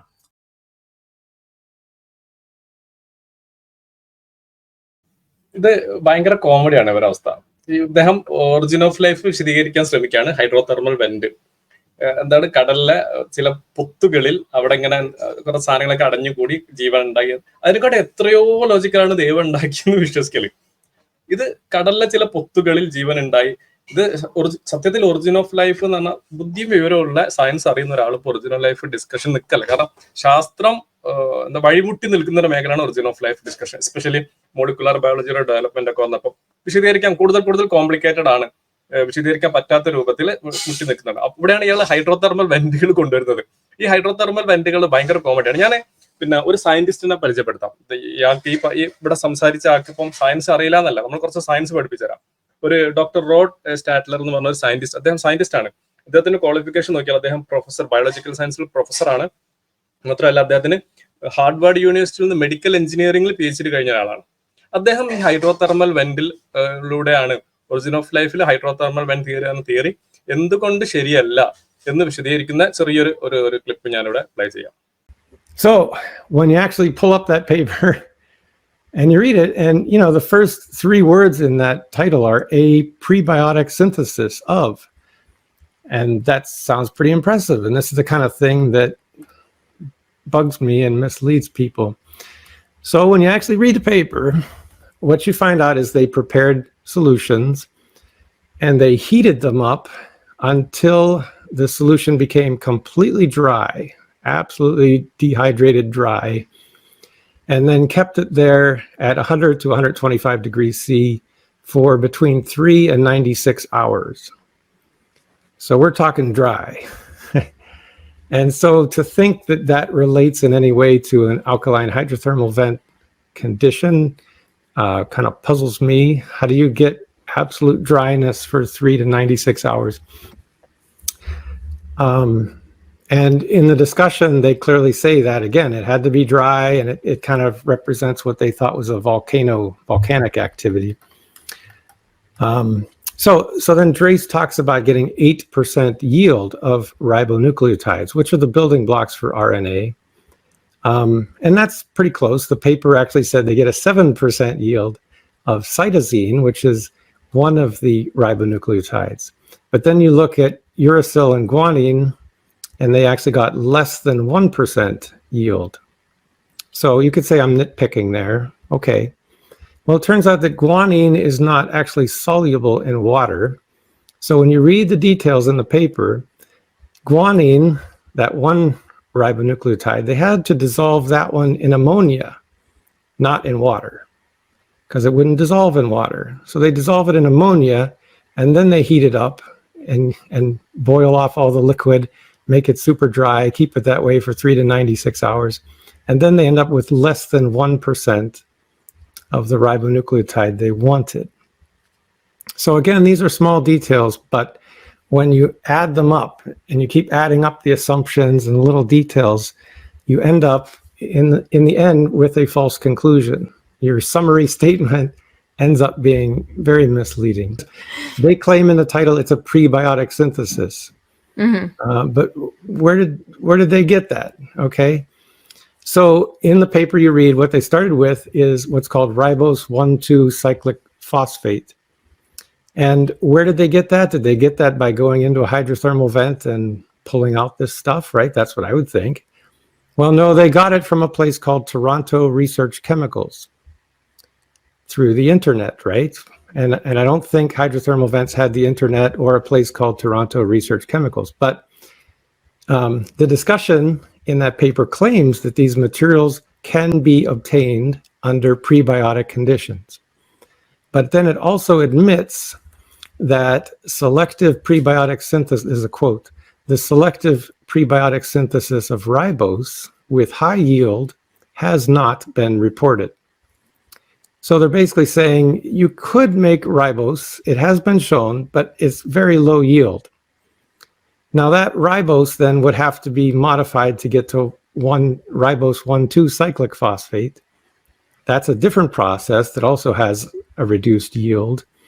And then you take that, moving on to try to make this guanine through this whole process with ammonia, which gives you less than 1% yield. So we're talking about what is a serious problem in this field, and that's called relay synthesis. Relay synthesis. I do an experiment, I find the one little thing I wanted to find, I claim success and move on. And then the next study goes to the lab shop and buys 100% pure that product and starts up with that. And they take the next step, make something, oh, I found exactly what I wanted. They claim success and they're done. Now what you're talking about here is like the third or fourth step in that relay synthesis. And they're trying to make guanine, go through all this trouble, and they get less than 1% of it, but they got it. Success, right? And so again, you have to add up this succession of approximations and not so good yields, and you end up with a serious mass transfer problem that is actually hopeless in an actual laboratory. അപ്പൊ നോക്കൂ, ഇത് പിന്നെ Harvard യൂണിവേഴ്സിറ്റിയിൽ നിന്ന് PhD കഴിഞ്ഞ doctor Rob സ്റ്റാറ്റ്ലർ ആണ്. അദ്ദേഹം വിശദീകരിക്കുന്നത് അത് ഹൈഡ്രോതെർമൽ വെൻ തിയറി, ഈ തിയറിയിൽ ഹൈഡ്രോതെർമൽ വെന്റിലാണ് ഒറിജിൻ ഓഫ് ലൈഫ് ഉണ്ട് എന്നൊരു പേപ്പർ ഉണ്ടായിരുന്നു. ആ പേപ്പറിനെ അദ്ദേഹം വിമർശിക്കുകയാണ് ചെയ്യുന്നത്. അത് സാധ്യമല്ല, അതിന്റെ പ്രശ്നങ്ങൾ എന്താണെന്ന്, അതിൽ ഒരുപാട് പ്രശ്നങ്ങൾ അദ്ദേഹം വിശദീകരിക്കുന്നുണ്ട്. അത് നമ്മൾ പറയുകയാണെങ്കിൽ അത് ഒരു മണിക്കൂറെങ്കിലും വിശദീകരിക്കാം എന്തുകൊണ്ട് ഹൈഡ്രോതെർമൽ തിയറി ഒറിജിൻ ഓഫ് ലൈഫിൽ സാധ്യമല്ല എന്ന് അദ്ദേഹം വിശദീകരിക്കുന്നതാണ്. വേണമെങ്കിൽ ആ പ്രോഗ്രാമിന്റെ ലിങ്ക് നമുക്ക് ഇന്നുകൂടെ ആഡ് ചെയ്യാം. കാരണം ആ ഇവന്റ്സിൽ അദ്ദേഹം പറയുന്നത് പിന്നെ കെമിക്കൽ പ്യൂരിഫിക്കേഷൻ ഒക്കെ വേണം ഒരു റിയാക്ഷൻ നടക്കണമെങ്കിൽ. അത്ര ഈൽഡ് ഇല്ലാത്ത ചില ഔട്ട്പുട്ടാണ് വരുന്നത്. അതുകൊണ്ട് തന്നെ ഇവിടെ ഒരു ഒറിജിൻ ഓഫ് ലൈഫ്, നമുക്ക് സെല്ല് എന്താണെന്ന് അറിയാം. പണ്ടൊക്കെ സെല്ല് എന്ന് പറഞ്ഞാൽ വളരെ സിമ്പിൾ ആയിട്ടുള്ള ഒരു സാധനമാണ്. അപ്പൊ എങ്ങനെയെങ്കിലും ഒരു സാധനം ഉണ്ടായാൽ മതി എന്നായിരുന്നു. പക്ഷെ നമുക്ക് വളരെ കോംപ്ലക്സ് ആയ ഒരു സെല്ലിന്ന് ഉണ്ടാവാൻ ഇത് സാധ്യമല്ല എന്ന്. എന്തുകൊണ്ട് തിയറിന്റെ പ്രശ്നം എന്താണെന്ന് വളരെ വിശദമായിട്ട് അക്കാഡമിക്കലി ഇദ്ദേഹം വിശദീകരിക്കുന്നതാണ് ഡോക്ടർ റോബ് സ്റ്റാഡ്ലർ. ഇത് അതിന്റെ ഡീറ്റെയിൽ ആയിട്ടുള്ള ഒരു വീഡിയോ ഡിസ്ക്രിപ്ഷൻ നമുക്ക് ഇതിന്റെ കൂടെ ലിങ്ക് ആയിട്ട് ആഡ് ചെയ്യാവുന്നതാണ്. അപ്പൊ ഇദ്ദേഹത്തെ പോലുള്ള പ്രഗത്ഭരായിട്ടുള്ള ഹാർവാർഡ് യൂണിവേഴ്സിറ്റി എന്ന്, നേരത്തെ പുള്ളി പറഞ്ഞത് അദ്ദേഹം സയൻസ് പഠിച്ചിട്ടില്ല എന്നുള്ളതാണ്. ഹാർവാർഡ് യൂണിവേഴ്സിറ്റിയിൽ നിന്ന് ഡോക്ടറേറ്റ് എടുത്ത, മെഡിക്കൽ എഞ്ചിനീയറിംഗ് ഡോക്ടറേറ്റ് എടുത്ത, ബയോളജിക്കൽ സയൻസിൽ പ്രൊഫസറായി വർക്ക് ചെയ്യുന്ന ഇദ്ദേഹമാണ് വിശദീകരിക്കുന്നത് ഈ ഹൈഡ്രോതെർമൽ വെന്റ് ഒറിജിൻ ഓഫ് തിയറിക്ക് അപ്റ്റല്ല, സാധ്യമല്ല എന്നുള്ളത്. ജുനൈദ്, ഫാസിൽ എന്തെങ്കിലും ആഡ് ചെയ്യുന്നുണ്ടോ? അതിലേ ഒറിജിൻ ഓഫ് ലൈഫ് എന്ന് പറയുന്ന വിഷയത്തിലേക്ക് നമ്മൾ കടന്നത്. ഇപ്പൊ ഇവനെ സത്യത്തില് എവല്യൂഷൻ എന്ന് പറയുമ്പോൾ അത് ഇതിന്റെ ഏറ്റവും ആളുകളെ എടുക്കാത്തൊരു മേഖല കൂടിയാണിത്, വളരെ കോംപ്ലിക്കേറ്റഡ് ഏരിയ ആണിത്. ദൈവത്തെ മാറ്റി വെച്ചുകൊണ്ട് ഒരിക്കലും നിങ്ങൾക്ക് ഒരിക്കലും ഇറ്റ്സ് ഇമ്പോസിബിൾ ബ്രദർ. ഞാൻ തുറന്നു പറയാം, നിങ്ങൾക്ക് ഇപ്പോൾ ആഗ്രഹം ഉണ്ടാവും, നരകം ഉണ്ടാവാതിരിക്കാൻ ആഗ്രഹം ഉണ്ടാവും, ഇവിടെ അടിച്ചു പൊളിക്കണം ആഗ്രഹം ഉണ്ടാവും, ഇവിടെ ഡ്രഗ്സ് അടിച്ചടക്കുന്ന ആഗ്രഹം ഉണ്ടാവും, you may be enjoying everything, okay, എല്ലാം സത്യമാണ്. പക്ഷെ റിയാലിറ്റി എന്ന് പറയുന്നത് ദർ ഇസ് ഗോഡ്, ദൈവം ഉണ്ടെന്ന റിയാലിറ്റിയാണ്. അതിനെ അംഗീകരിക്കാൻ നിങ്ങൾക്ക് തയ്യാറല്ലെങ്കിൽ നിങ്ങൾ ഇങ്ങനത്തെ മുടന്ത ന്യായങ്ങൾ കൊണ്ടുവരും. അതൊന്നും പോസിബിൾ, അതൊന്നും വർക്കൗട്ട് ചെയ്യില്ല. ഇപ്പോൾ നമ്മൾ ചോദിക്കുകയാണെങ്കിൽ ഇപ്പോൾ എങ്ങനെ ലൈഫ് എന്ന് പറയുന്ന സാധനത്തിന് നിങ്ങൾക്ക് ഒന്നത് എക്സ്പ്ലെയിൻ ചെയ്യാന്ന് പറഞ്ഞാൽ വളരെ പ്രശ്നമാണത്. നിങ്ങൾക്ക് ലൈഫ് നിങ്ങൾക്ക് ഡിഫൈൻ ചെയ്യും. ഫസ്റ്റ് ക്വസ്റ്റ്യൻ അതാണ്, പ്രശ്നം അതാണ്. ലൈഫ് ഡിഫൈൻ ചെയ്യുന്ന പറഞ്ഞാൽ വളരെ വളരെ കോംപ്ലിക്കേറ്റഡ് ആണ്. പല ഡെഫിനേഷൻ കൊടുത്തിട്ടുണ്ട്, പക്ഷെ അതൊന്നും നമുക്ക് പൂർണ്ണമായിട്ടും അംഗീകരിക്കാൻ പറ്റിയതാണെന്നില്ല. പിന്നെ ഈ ലൈഫ് ഉണ്ടാകുക എന്ന് പറയുമ്പോൾ നമ്മള് ഒരു ക്രിയേറ്ററിന്റെ ആവശ്യം തീർച്ചയായിട്ടും, കാരണം ഇത്ര കോംപ്ലിക്കേറ്റഡ് ആയിട്ടില്ല, ചലിക്കുന്ന, സ്വന്തമായി ചിന്തിക്കുന്ന, നമ്മളെ ഏറ്റവും ചെറിയ ജീവിയിലേക്ക് പോവാം. അപ്പം ഒരു ഈച്ചയിലേക്ക് പോവാം. ഈച്ച എത്ര കോംപ്ലിക്കേറ്റഡ് ആണ്, അത് ഏറ്റവും കോമഡി. ഈച്ച നമ്മളെക്കാൾ കോംപ്ലിക്കേറ്റഡ് ആണ് ഈച്ച, കാണുമ്പോൾ ചെറുതായി തോന്നുന്നുള്ളൂ. ഉറുമ്പിലേക്ക് കിടക്കുക, നിങ്ങൾ ഉറുമ്പിനൊക്കെ മറ്റേ ബൈനോക്കുലർ ഉപയോഗിച്ചുകൊണ്ട് സൂം ചെയ്ത വീഡിയോസ് ഫോട്ടോസ് കണ്ടിട്ടുണ്ടാവും. കണ്ടത്ര ഭീകരാവസ്ഥയാണ്, നമ്മളെ കണ്ണുകൊണ്ട് കാണുന്നില്ല എന്നേ ഉള്ളൂ. മറ്റേ ഏതോ ഒരു ഹോളിവുഡ് മൂവീസിലൊക്കെ പോലെയുള്ള ഏലിയൻസിന്റെ ലുക്കാണ് കാള് കാണാൻ. അപ്പോൾ ഇത്ര ചെറുത് പോലും, ഏറ്റവും ചെറിയ ജീവികളായാലും ശരി, ഇനിയിപ്പോ വൈറസ് ആയാലും ശരി, ബാക്ടീരിയകളാണെങ്കിലും ശരി, വൈറസ് ജീവിയാണോ ജീവിയല്ല എന്നുള്ള ക്വസ്റ്റ്യൻസ് അത് വേറെ വിഷയം. സോ എന്തായാലും ബാക്ടീരിയസിലാണെങ്കിലും ശരി, ഇതിനൊക്കെ ഒരു ഡിസൈൻ ഉണ്ട്, ഇതിനൊക്കെ ഒരു പർപ്പസ്, ഒരു ഇതുണ്ട്. അതായത് എന്താ പറയാ, ഭൂമിയിൽ അതിന്റെ ആവശ്യകത ഒക്കെ വരുന്നുണ്ട്. അപ്പോൾ ഇപ്പൊ നിങ്ങൾക്ക് ഒരിക്കലും തള്ളിക്കളയാൻ പറ്റത്തില്ല, പിന്നെ ഡിസൈനർ ഉണ്ട് തള്ളിക്കളയാൻ പറ്റില്ല. അപ്പൊ നമ്മൾ പറയാറുള്ളത് ഇപ്പോൾ ഒരു 3 ക്വസ്റ്റ്യൻസ്, ഖുറാൻ ചോദിക്കുന്ന 3 ക്വസ്റ്റ്യൻസ് ഉണ്ട്. ഒന്ന്, നിങ്ങളാണോ നിങ്ങൾ ഡിസൈൻ ചെയ്തത്? ഒരു പോസിബിലിറ്റി എന്ന് പറഞ്ഞാൽ ഇപ്പൊ നമ്മൾ 2 തരം പോസിബിലിറ്റി ഉള്ളൂ. ഒന്നെങ്കിൽ നമ്മൾ ഓൾവേസ് എക്സിസ്റ്റ് ചെയ്യണം, അല്ലെങ്കിൽ നമ്മൾ തുടക്കമുള്ളതായിരിക്കണം. ഇപ്പൊ യൂണിവേഴ്സിലേക്ക് നോക്കുകയാണെങ്കിൽ ഒന്ന് തുടക്കം ഉണ്ടാവണം, അല്ലെങ്കിൽ ഓൾവേസ് എക്സിസ്റ്റ് ചെയ്യണം. ഓൾവേസ് എക്സിസ്റ്റ് ചെയ്യുന്നൊരു കാര്യമാണെങ്കിൽ പിന്നീട് അവിടെ തുടക്കക്കാരൻ ആരാണെന്ന് ചോദ്യം വരുന്നില്ല. മനസ്സിലായല്ലോ നിങ്ങൾക്ക്? ഓക്കെ, ഇതുകൊണ്ടാണ് ഇവരെന്ത് ചെയ്യണത്, പ്രപഞ്ചം സ്റ്റഡി സ്റ്റേറ്റ് തിയറി ഇപ്പോഴും പിടിച്ചടക്കുന്നത്. ഇപ്പോഴും നമ്മൾ ബിഗ് ബാങ്ങിലേക്ക് പോയിട്ടും ഇല്ല ബിഗ് ബാങ്ങിലൊക്കെ നിങ്ങൾ പറയെങ്കിലും ശരിക്കത് മൾട്ടിവേഴ്സ് ആണ്, അതിങ്ങനെയാണ്, ചെയിൻ ഓഫ് റിയാക്ഷൻ ആണ്, അത് വന്നുകൊണ്ടേയിരിക്കും, അതൊരു സ്റ്റഡിയാണ് എന്നൊക്കെ മൈത്രേനെ ഇങ്ങനെ പുതിയ സ്റ്റോറി ഒക്കെ ഉണ്ടായിക്കൊടുക്കും മൈത്രേനൊക്കെ. അപ്പൊ ആ സെറ്റപ്പ് സംഭവമാണ്. അപ്പൊ നിങ്ങൾക്ക് എങ്ങനെയെങ്കിലും ഒരു സ്റ്റഡി സ്റ്റേറ്റ് തിയറി ആക്കിയേ പറ്റുള്ളൂ. വണ്ടി കിട്ടിയില്ല തോന്നില്ല എപ്പോഴും. അതെ, നിങ്ങൾ ഇപ്പോഴും ചിന്തിക്കുന്നത് ആ ഒരു കാലഘട്ടത്തിലെ ലൈഫിലെ, കാരണം നിങ്ങൾക്ക് അഥവാ ഒരു തുടക്കം ഉണ്ടെന്ന് പറഞ്ഞാൽ പണി കിട്ടി.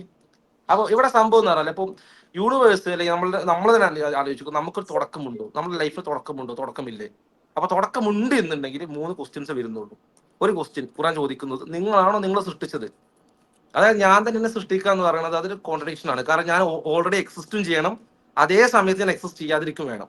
അതായത് ഇപ്പോൾ ഞാൻ ഈ പറയുന്ന ഈ സ്കെയിൽ ഉണ്ടാക്കി എന്ന് പറയുന്നത്, ഈ സ്കെയിലിൽ ആദ്യം എന്ത് ചെയ്യണം, ഇവിടെ എക്സിസ്റ്റ് ചെയ്യണം, ആ സമയത്ത് സ്കെയിൽ ഉണ്ടാവാതിരിക്കും വേണം. അത് പോസിബിൾ അല്ല. 0യും 1ഉം ഒരേ സമയത്ത് ഒരേ സാധനമായി മാറില്ല. ഇത് 0യും 1ഉം ആയിട്ട് ഒരേ സമയത്ത് മാറില്ല. ഇനിയിപ്പോ കണക്ക് പറഞ്ഞ് മനസ്സിലാക്കി തരാൻ അറിയില്ല. ഓക്കെ, അതേപോലെ തന്നെ അടുത്ത ക്വസ്റ്റ്യൻ ആണ്, അല്ല ഇനിയിപ്പോ ഇത് നത്തിങ്ങിൽ നിന്നാണ് ഉണ്ടായിട്ടുള്ളത്. 0 എന്ന് പറഞ്ഞൊരു അവസ്ഥയിൽ നിന്ന് 1 എന്ന അവസ്ഥ ഉണ്ടാവും. ഞാൻ ഒരു എക്സാമ്പിൾ പറയാം. ഞാൻ ഒരു ടേബിളിന്റെ പുറത്ത് ഒരു ആപ്പിൾ വെച്ചിട്ടില്ല, എന്റെ സ്റ്റേറ്റ്മെന്റ് അതാ. ടേബിളിന്റെ പുറത്ത് ഒരു ആപ്പിൾ വെച്ചിട്ടില്ല. എന്നിട്ട് ഞാൻ 100 വട്ടം പറയും എന്റെ ടേബിളിന്റെ പുറത്ത് ആപ്പിൾ വെച്ചിട്ടില്ല, എന്റെ ടേബിളിന്റെ പുറത്ത് ആപ്പിൾ വെച്ചിട്ടില്ല എന്ന് പറഞ്ഞ് 100 വട്ടം പറഞ്ഞാലും എന്റെ മുകളിൽ ആപ്പിൾ വരില്ല. സോ 0 എന്ന ഒരു അവസ്ഥയാണ് ആപ്പിളിന് ആ സമയത്തുള്ളത്. അത് 1 ആയിട്ട് മാറണമെങ്കിൽ അവിടെ ഞാൻ ഒരു ആപ്പിൾ കൊണ്ടുപോയി വെക്കണം. ഇതേപോലെ യൂണിവേഴ്സ് എക്സിസ്റ്റ് ചെയ്യണം, ഒരു സാധനം എക്സിസ്റ്റ് ചെയ്യണമെങ്കിൽ അടുത്ത ചാൻസ് എന്ന് പറയുന്നത് അതിന് ഒരു 0 എന്ന് പറഞ്ഞ അവസ്ഥയൊന്നും ഉണ്ടാവില്ല. അപ്പൊ മൂന്നാമത്തെ ഓപ്ഷൻ ഒന്നേ ഉള്ളൂ, ഏത്? Something has to design, something has to give starting, അത് ഒരു കോഴ്സ് ഉണ്ടായിരിക്കണം. അപ്പോൾ ഇവിടെ ഈ നമ്മളെ ലൈഫിൽ നമ്മൾ എങ്ങനെയൊക്കെ തള്ളിക്കളഞ്ഞാലും ലൈഫിന് ഒരു ഒറിജിൻ ഉണ്ടെങ്കിൽ, ലൈഫിന് തുടക്കമുണ്ടെങ്കിൽ, ആ ലൈഫ് ഡിസൈൻ ചെയ്ത, ലൈഫ് കൊടുത്തിട്ടുള്ള ആ കൃത്യമായിട്ടുള്ള ഒരു ഡിസൈനർ അതിന്റെ ബാക്കിലുണ്ട്, ഒരു ഇന്റലിജന്റ് ബാക്കിൽ ഉണ്ടായേ പറ്റുള്ളൂ. നിങ്ങൾക്ക് അതിന് മാറ്റിയിട്ട് ഇല്ലാതെ അങ്ങനെയൊന്നുമില്ല, അത് റാൻഡം ആയിട്ട് പൊട്ടി മുളച്ചുണ്ടായതാന്ന് പറയുന്നത് മാജിക്കാ. നിങ്ങൾ അന്ധവിശ്വാസികളല്ലേ സഹോദരങ്ങളെ? നിങ്ങൾ ശരിക്കും അന്ധവിശ്വാസികളാണ്. മാജിക്കിൽ വിശ്വസിക്കുന്ന ആൾക്കാർ, ഞങ്ങൾ മാജിക്കിൽ വിശ്വസിക്കുന്നു, ഞങ്ങൾ ലോജിക്കിൽ വിശ്വസിക്കുന്നത് വ്യത്യാസമുണ്ട്.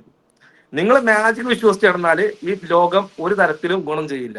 ലോജിക്കിൽ വിശ്വസിച്ച് കിടന്നാൽ നിങ്ങൾക്ക് അത്യാവശ്യം മെച്ചപ്പെടാം. ലോജിക്കിന്റെ അടിസ്ഥാനത്തിൽ ഒരു ഒരു കാര്യം സംഭവിച്ചിട്ടുണ്ടെങ്കിൽ ഒരു കാരണക്കാരൻ പിറകിൽ ഉണ്ടായേ പറ്റുള്ളൂ, ഒരു കാരണം ഉണ്ടായേ പറ്റുള്ളൂ. അപ്പോൾ ഇവിടെ ലൈഫ് ഉണ്ടായിട്ടുണ്ടെങ്കിൽ നിങ്ങൾ എങ്ങനെ ഇല്ല ഒരു മാജിക്കിലൂടെ ഉണ്ടായി എന്ന് പറഞ്ഞാലും മാജിക് അല്ല, കൃത്യമായിട്ട് ഒരു ക്രിയേറ്റർ, ഒരു ഡിസൈനർ, ഇന്റലിജന്റ് ബിഹൈൻഡിൽ വർക്ക് ചെയ്തേ പറ്റുള്ളൂ, തള്ളിക്കളയാൻ പറ്റില്ല. ഈ കൂടുതൽ സ്റ്റഡികളൊന്നും ദൈവം ഇല്ല എന്ന് പറയുന്ന ഒരു സ്റ്റഡി അല്ല.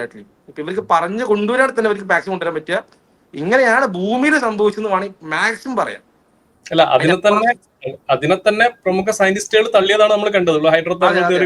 ഇനിയിപ്പോ ഇവർ, ഞാൻ പറയുന്നത് ഇവർക്ക് ഇതൊക്കെ വിട്ട് എക്സ്ട്രീം ലെവലിൽ പറഞ്ഞു കൊണ്ടേ വെച്ചു ധരിച്ചു, എന്നാ പോലും ദൈവം ഇല്ല എന്നൊരവസ്ഥ അവിടെ വരുന്നില്ല.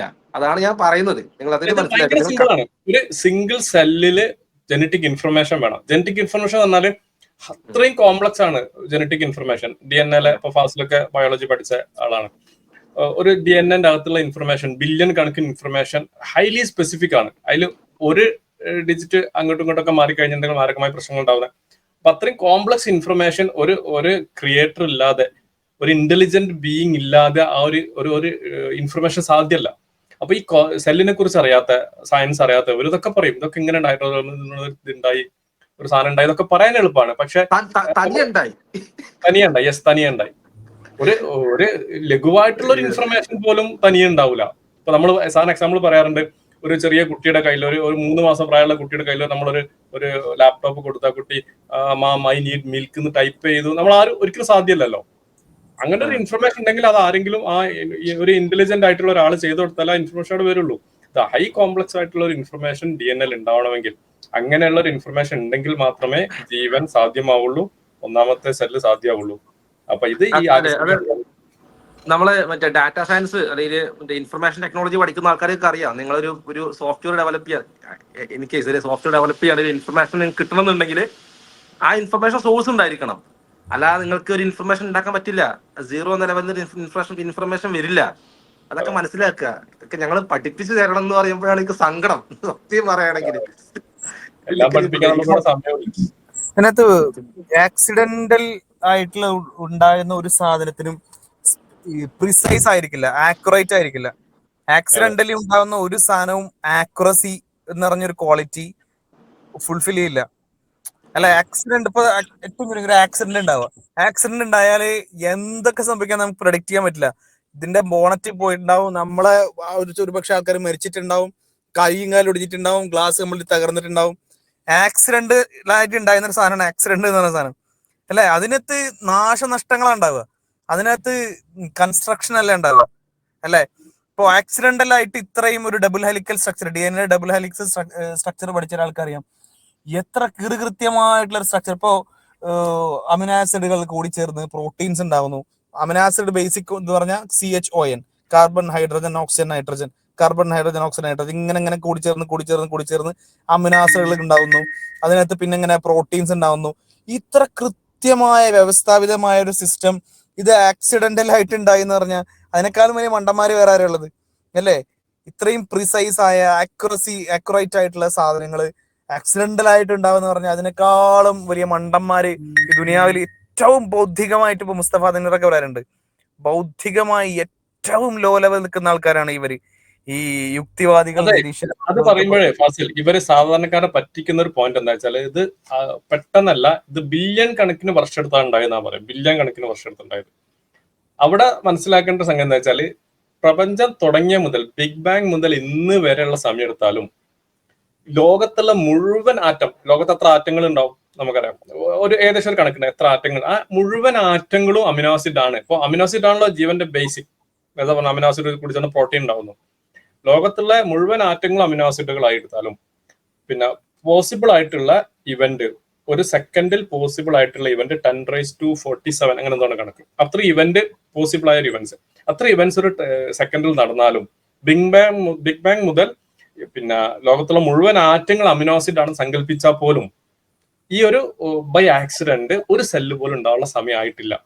ഉണ്ടാവാൻ സാധ്യമല്ല. മാത്തമാറ്റിക്കലി അതിന്റെ ഒരു പ്രോബബിലിറ്റി നോക്കിയാൽ സാധ്യമല്ല. പിന്നെ അവരെങ്ങനെ ബില്യൺ കണക്കിന് വർഷത്തിൽ ജീവൻ ഉണ്ടായി എന്ന് പറഞ്ഞാൽ ഇറ്റ്സ് ഇല്ലോജിക്കൽ. ഇത് ലോജിക്കലിനെതിരാണ്. പക്ഷെ സാധാരണക്കാരതൊന്നും അറിയാതെ സാധാരണക്കാരെ പറഞ്ഞ് പറ്റിക്കാൻ ഇത് ബില്യൺ കണക്കിന് വർഷങ്ങൾ കൊണ്ട് ഉണ്ടായതാണ് എന്ന് പറഞ്ഞ് പറ്റിക്കാണ് സാധാരണ ചെയ്യാറ്.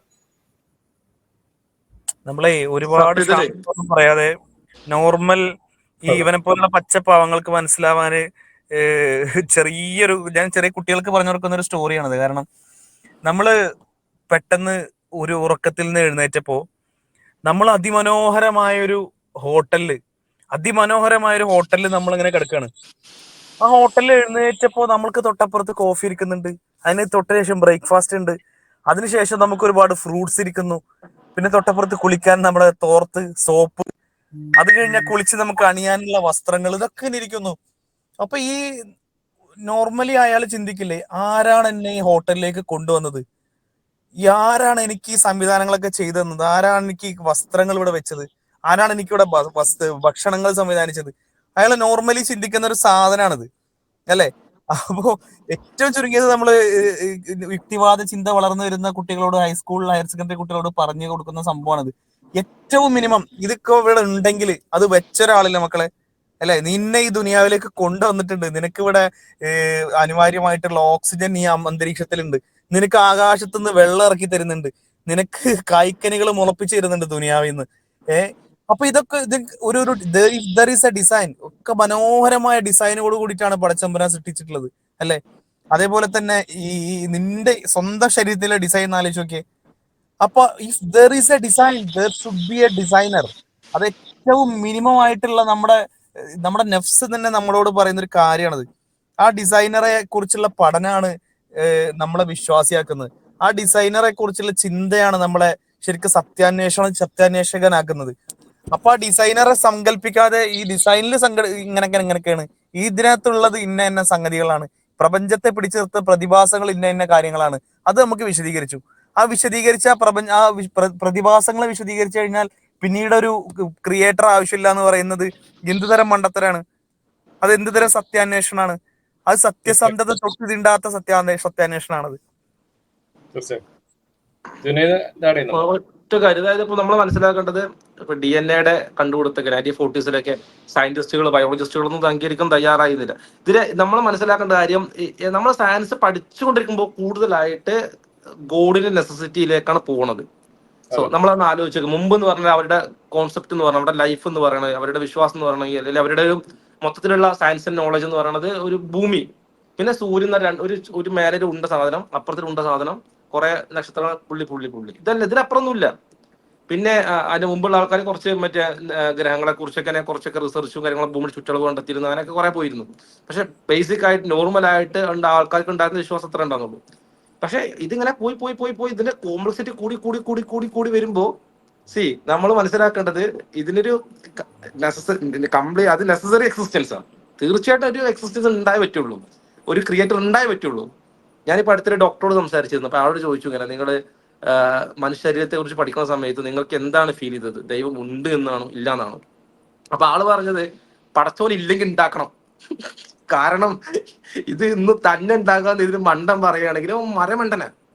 മനുഷ്യ ശരീരത്തെ കുറിച്ച് പഠിച്ച ഡോക്ടേഴ്സ് പറഞ്ഞ കാര്യമാണ്. കാരണം അത് അത്രത്തോളം കോംപ്ലിക്കേറ്റഡ് ആണ്, അത്രത്തോളം ഓരോ കാര്യം പർപ്പസ്ഫുൾ ആണ്. ഓരോ കാര്യങ്ങളും നമ്മളെ ശരീരത്തിന്റെ ചില ഭാഗങ്ങളിൽ പർപ്പസ് ഇല്ല എന്ന് കണ്ടുപിടിക്കാൻ നടക്കുന്ന ആൾക്കാരും ഉണ്ട് കേട്ടോ. രവിചന്ദ്രനൊക്കെ എപ്പോഴും മറ്റേ അപ്പൻഡിക്സ് എന്ന് പറയുന്ന ആ ഒരു ഭാഗം ഉണ്ടല്ലോ, അപ്പൻഡിക്സ് ഉണ്ടാക്കുന്ന ഒരു ഭാഗം ഉണ്ടല്ലോ, വിക്കിപീഡിയ നോക്കി പലതും പറയും. അതുകൊണ്ട് ഉപയോഗമൊന്നും ഇല്ലാന്ന് ഇപ്പൊ ഡെൽറ്റ സെൽ അങ്ങനെ സംഭവം ഈ അടുത്ത് വായിച്ചിരുന്നല്ലോ. ഡെൽറ്റ നമ്മളൊക്കെ +2 പഠിച്ചിരുന്നു, എനിക്കിപ്പോഴും ഓർമ്മയുണ്ട്. അത് ഒന്ന് യൂസ്ലെസ് ആണ്, അല്ലെ? ഒന്ന് ഇതുണ്ടാകുന്നു, ഇൻസുലിൻ ഉണ്ടാക്കുന്നു, മറ്റേത് ഗ്ലൂക്കോക്ക് ഉണ്ടാക്കുന്നു, പിന്നെ ഒരു സാധനം ഉണ്ട് അത് യൂസ്ലെസ് ആണെന്ന്. അപ്പൻഡിക്സ് അതുപോലെ തന്നെ തോന്നുന്നു അല്ലെ, അത് യൂസ്ലെസ് ആണെന്ന് എനിക്ക് ബയോളജി ടീച്ചർ പഠിപ്പിച്ച ഓർമ്മയുണ്ട്. അതിന് അതെ അതെ. പ്രത്യേകിച്ച് ഇല്ലാന്ന്. പക്ഷെ അതിന് ഉപയോഗം ഉണ്ടെന്നുള്ള സ്റ്റഡികളൊക്കെ വന്നുകൊണ്ടിരിക്കുന്നുണ്ട്, ബാക്ടീരിയ സ്റ്റോറേജ് കാര്യങ്ങളൊക്കെ. അതൊക്കെ അതെ അതെ നടന്നു അതെ. പോകുന്ന സമയത്താണ് ഈ മണ്ടന്മാർ ഇതും പറഞ്ഞത് വീണ്ടും പറഞ്ഞിരിക്കുന്നത്. ഇതിനൊക്കെ പറയാനുള്ള കാരണം എന്താ? ഇവർക്ക് സയൻസ് പ്രചരിപ്പിക്കണമെന്ന് ഒരു ആഗ്രഹവുമായിരിക്കില്ല. സത്യസന്ധമായി പറഞ്ഞവർ സയൻസിന്റെ ആൾക്കാരല്ല. ഇവരെ ഉദ്ദേശം എങ്ങനെയെങ്കിലും മതവിശ്വാസികളെ മതമില്ലാന്നും ദൈവമില്ലാന്നും പറയണം. അപ്പൊ അതിന് ഇവർ ഉപയോഗിക്കുന്ന ടൂളാണ് സയൻസ്. പക്ഷെ ഈ അത് മണ്ടന്മാർക്ക് അത് പറയണ എന്താ വെച്ചാൽ യൂട്യൂബ് വരുമാനത്തിന് വേണ്ടി മാത്രമാണ്. അത് പറഞ്ഞാലേ യൂട്യൂബിൽ വ്യൂസ് കൂടുള്ളൂ. അതെ അതെ വരുമാനം അതെ വീട്ടിലിരുന്ന് സ്റ്റുഡിയോ റൂമിൽ ഇരുന്ന് കാശുണ്ടാക്കണമെങ്കിൽ എന്തെങ്കിലുമൊക്കെ പറയണം. അതിന് നല്ല മാർക്കറ്റ് ഉണ്ട്. അതിനപ്പുറത്തേക്ക് വേറൊരു അജണ്ട ഇല്ല. നാളെ അതെ. ഇപ്പൊ ഈ യൂട്യൂബ് കേൾക്കുന്ന ആൾക്കാർക്ക് ഇപ്പൊ സയൻസ് എന്താണെന്ന് അറിയണമെന്നില്ല. സയൻസ് എന്ന് പറയുന്ന ഒരു ടൂളാണ്, അത് ഫിസിക്കൽ വേൾഡിനെ കുറിച്ച് പഠിക്കുന്നതാണെന്നും ഇവർക്ക് അറിയണമെന്നില്ല. ഒരു ഭൂരിപക്ഷം ആൾക്കാർക്കും അറിയില്ല. അപ്പൊ ഇങ്ങനെയുള്ള ആൾക്കാരെ പറ്റിക്കുക എന്നുള്ള ഇവർ ഉദ്ദേശിക്കുന്നത്. അങ്ങനെ ആൾക്കാരെ പറ്റിച്ചിട്ട് സയൻസ് മറ്റേത് പറഞ്ഞു, സയൻസ് ഇങ്ങനെയാണ് മറ്റേതാണ് മറിച്ചാണെന്ന് മാനിപ്പുലേറ്റ് ചെയ്യുക, ഇല്ലാത്ത കഥകൾ മാനിപ്പുലേറ്റ് ചെയ്യുക. അതേപോലെ തന്നെ ദൈവം ഇല്ല എന്ന് സയൻസ് ഉപയോഗിച്ചുകൊണ്ട് തെളിയിക്കുക. എന്തുവാണോ ഇതൊക്കെ? ഇതൊക്കെ ഇത് എന്തുവാ? യൂട്യൂബ് പിന്നെ യൂട്യൂബേഴ്സിന് കാശ് കൊടുക്കുന്നില്ല, ഡിഷൻ എടുത്താൽ തീരാവുന്ന ഇസ്ലാമിക വിമർശനം ഇപ്പം ഇപ്പൊ ലോകത്തുണ്ട്. കറന്റ് അത്രേ ഉള്ളൂ. അതിന്റെ അപ്പുറത്തേക്ക് വേറെ ഒന്നുമില്ല. ഞാൻ അടുത്ത ഇതിലോട്ട് പോവാം. ഓക്കെ. ഇതും നിങ്ങളുടെ മനസ്സിലുണ്ടായിക്കോട്ടെ. ഇതുപോലെ പല തിയറീസും ഉണ്ടാവും. സോ നമ്മൾ ഒരു കാര്യത്തെ വിശകലനം ചെയ്യുമ്പോൾ, നമ്മളൊരു കഥ രൂപത്തിൽ പറഞ്ഞു പോകുമ്പോൾ ഇത് ഇങ്ങനെയൊന്നും അല്ലല്ലോ, ഇങ്ങനെയും ഇല്ലേ എന്നുള്ള ചോദ്യം തീർച്ചയാണ്. ഇതിന്റെ ഒക്കെ സാധ്യതകളാണ് നമ്മൾ പറയുന്നത്. അതല്ല നമ്മളൊരു കഥ പറയുന്നു, ആ കഥ അതേപോലെയാണ് എന്നുള്ളത് മനസ്സിലാക്കലല്ല. കാരണം അതെ, ആ സാധ്യതയെ തള്ളിക്കൊണ്ടാണ് പിന്നെ പ്രമുഖ സയന്റിസ്റ്റ് ആയിട്ടുള്ള റോബ് സ്റ്റെഡ്ലറിന്റെ വീഡിയോ ഞാൻ ഇട്ടത്. ഒരു സാധ്യത മാത്രമാണ്. അങ്ങനത്തെ സാധ്യതകളെ കുറിച്ച് അന്വേഷിക്കൽ പഠിക്കലാണ് സയൻസ്. പക്ഷെ അത് തെളിവാണ്, അതായത് തെളിവുള്ളൂ, അതിന്റെ അപ്പുറത്ത് തെളിവില്ല എന്ന് വിശ്വസിക്കലല്ല സയൻസ് എന്നുള്ള ഒരു സയൻസിനെ കുറിച്ചുള്ള ഒരു പ്രാഥമിക പാഠം നമ്മളിപ്പോ നിങ്ങൾക്ക് പറഞ്ഞു തരാം. ഞാൻ കണ്ടിന്യൂ ചെയ്യാം. നമുക്ക് ഇന്നത് അങ്ങനെയാണോ എന്ന് നമുക്ക് എത്തിപ്പെടാനുള്ള, നമുക്ക് ഇതിനുള്ള അവസരങ്ങളോ നമുക്ക് അതിലോട്ട് എത്തി നോക്കാനുള്ള സാഹചര്യങ്ങളോ നമുക്ക് ഇന്നില്ല. ഇത് 4 ബില്യൺ വർഷം മുന്നേ ഉള്ള കാര്യമാണ് നമ്മൾ പറയുന്നത്. എന്നിരുന്നാൽ കൂടെ ഇത് ശാസ്ത്രബോധത്തോടു കൂടി നമ്മൾ നോക്കി കാണുമ്പോൾ റിയാലിറ്റിയുമായിട്ട് ഏറ്റവും കൂടുതൽ പോസിബിലിറ്റി ഉള്ള കഥയാണ് ഈ കഥ. ഇപ്പൊ നമ്മൾ പറയുന്നു H2O എന്ന് പറയുന്ന ഒരു കോമ്പൗണ്ട്, ഹൈഡ്രജനും ഓക്സിജനും ചേർന്ന് ഒരു പ്രത്യേക ഫോർമേഷനിൽ രൂപപ്പെടുന്ന ഒരു കോമ്പൗണ്ടാണ് H2O എന്ന് പറയുന്നത്. അത് തന്നെ അതിന്റെ ഫോർമേഷനിൽ മാറ്റം വന്നു കഴിഞ്ഞാൽ H2O2 എന്ന് പറയുന്ന ഹൈഡ്രജൻ പെറോക്സൈഡ് ആയിട്ട് മാറും. ഇതൊക്കെ നമുക്കറിയാം, ഇതിലൊക്കെ നമ്മൾ വിശ്വസിക്കുന്നുണ്ട്. കാരണം ഇതിലൊക്കെ വിശ്വസിച്ചാലേ നമ്മുടെ ജീവിതം മുന്നോട്ട് പോകൂ എന്ന് നമുക്കറിയാം. നമ്മുടെ കാര്യങ്ങൾ നടക്കുന്നതൊക്കെ നമ്മുടെ ഈ ഇത്തരം റിയാലിറ്റിയിലാണ്. സോ ഇതുപോലെ ഒരു റിയാലിറ്റിയാണ് ഈ കഥയും നമുക്ക് പറഞ്ഞു തരുന്നത്. സോ നമുക്ക് ആക്ച്വലി ഉള്ളത് 2 ഓപ്ഷനാണ്.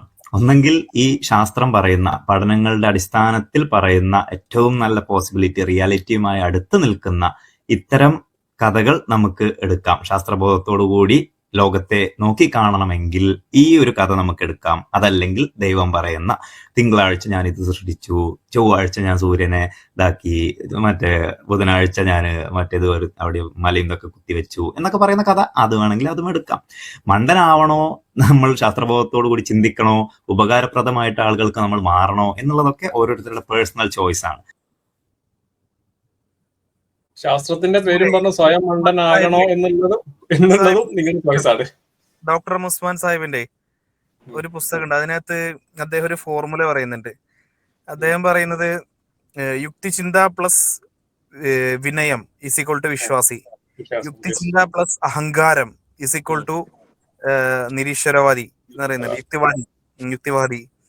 അപ്പൊ ഇത്രയേ ഉള്ളൂ. യുക്തിചിന്തയും പഠനങ്ങളും റിസർച്ചുകളും എല്ലാം വേണം. അതിനോടൊപ്പം അഹങ്കാരം കയറിയിട്ട് ഇനി ഞാനെല്ലാം പഠിച്ചു കഴിഞ്ഞു, ഇനി എനിക്ക് ഒരാളെയും സങ്കല്പിക്കാതെ ഈ ദുനിയാവിന്റെ എല്ലാം ഞാൻ പഠിച്ചു എന്ന് പറഞ്ഞാൽ അവനാണ് ഏറ്റവും വലിയ മുട്ടൻ. അവനെ നമ്മൾ യുക്തിവാദി എന്ന് വിളിക്കും.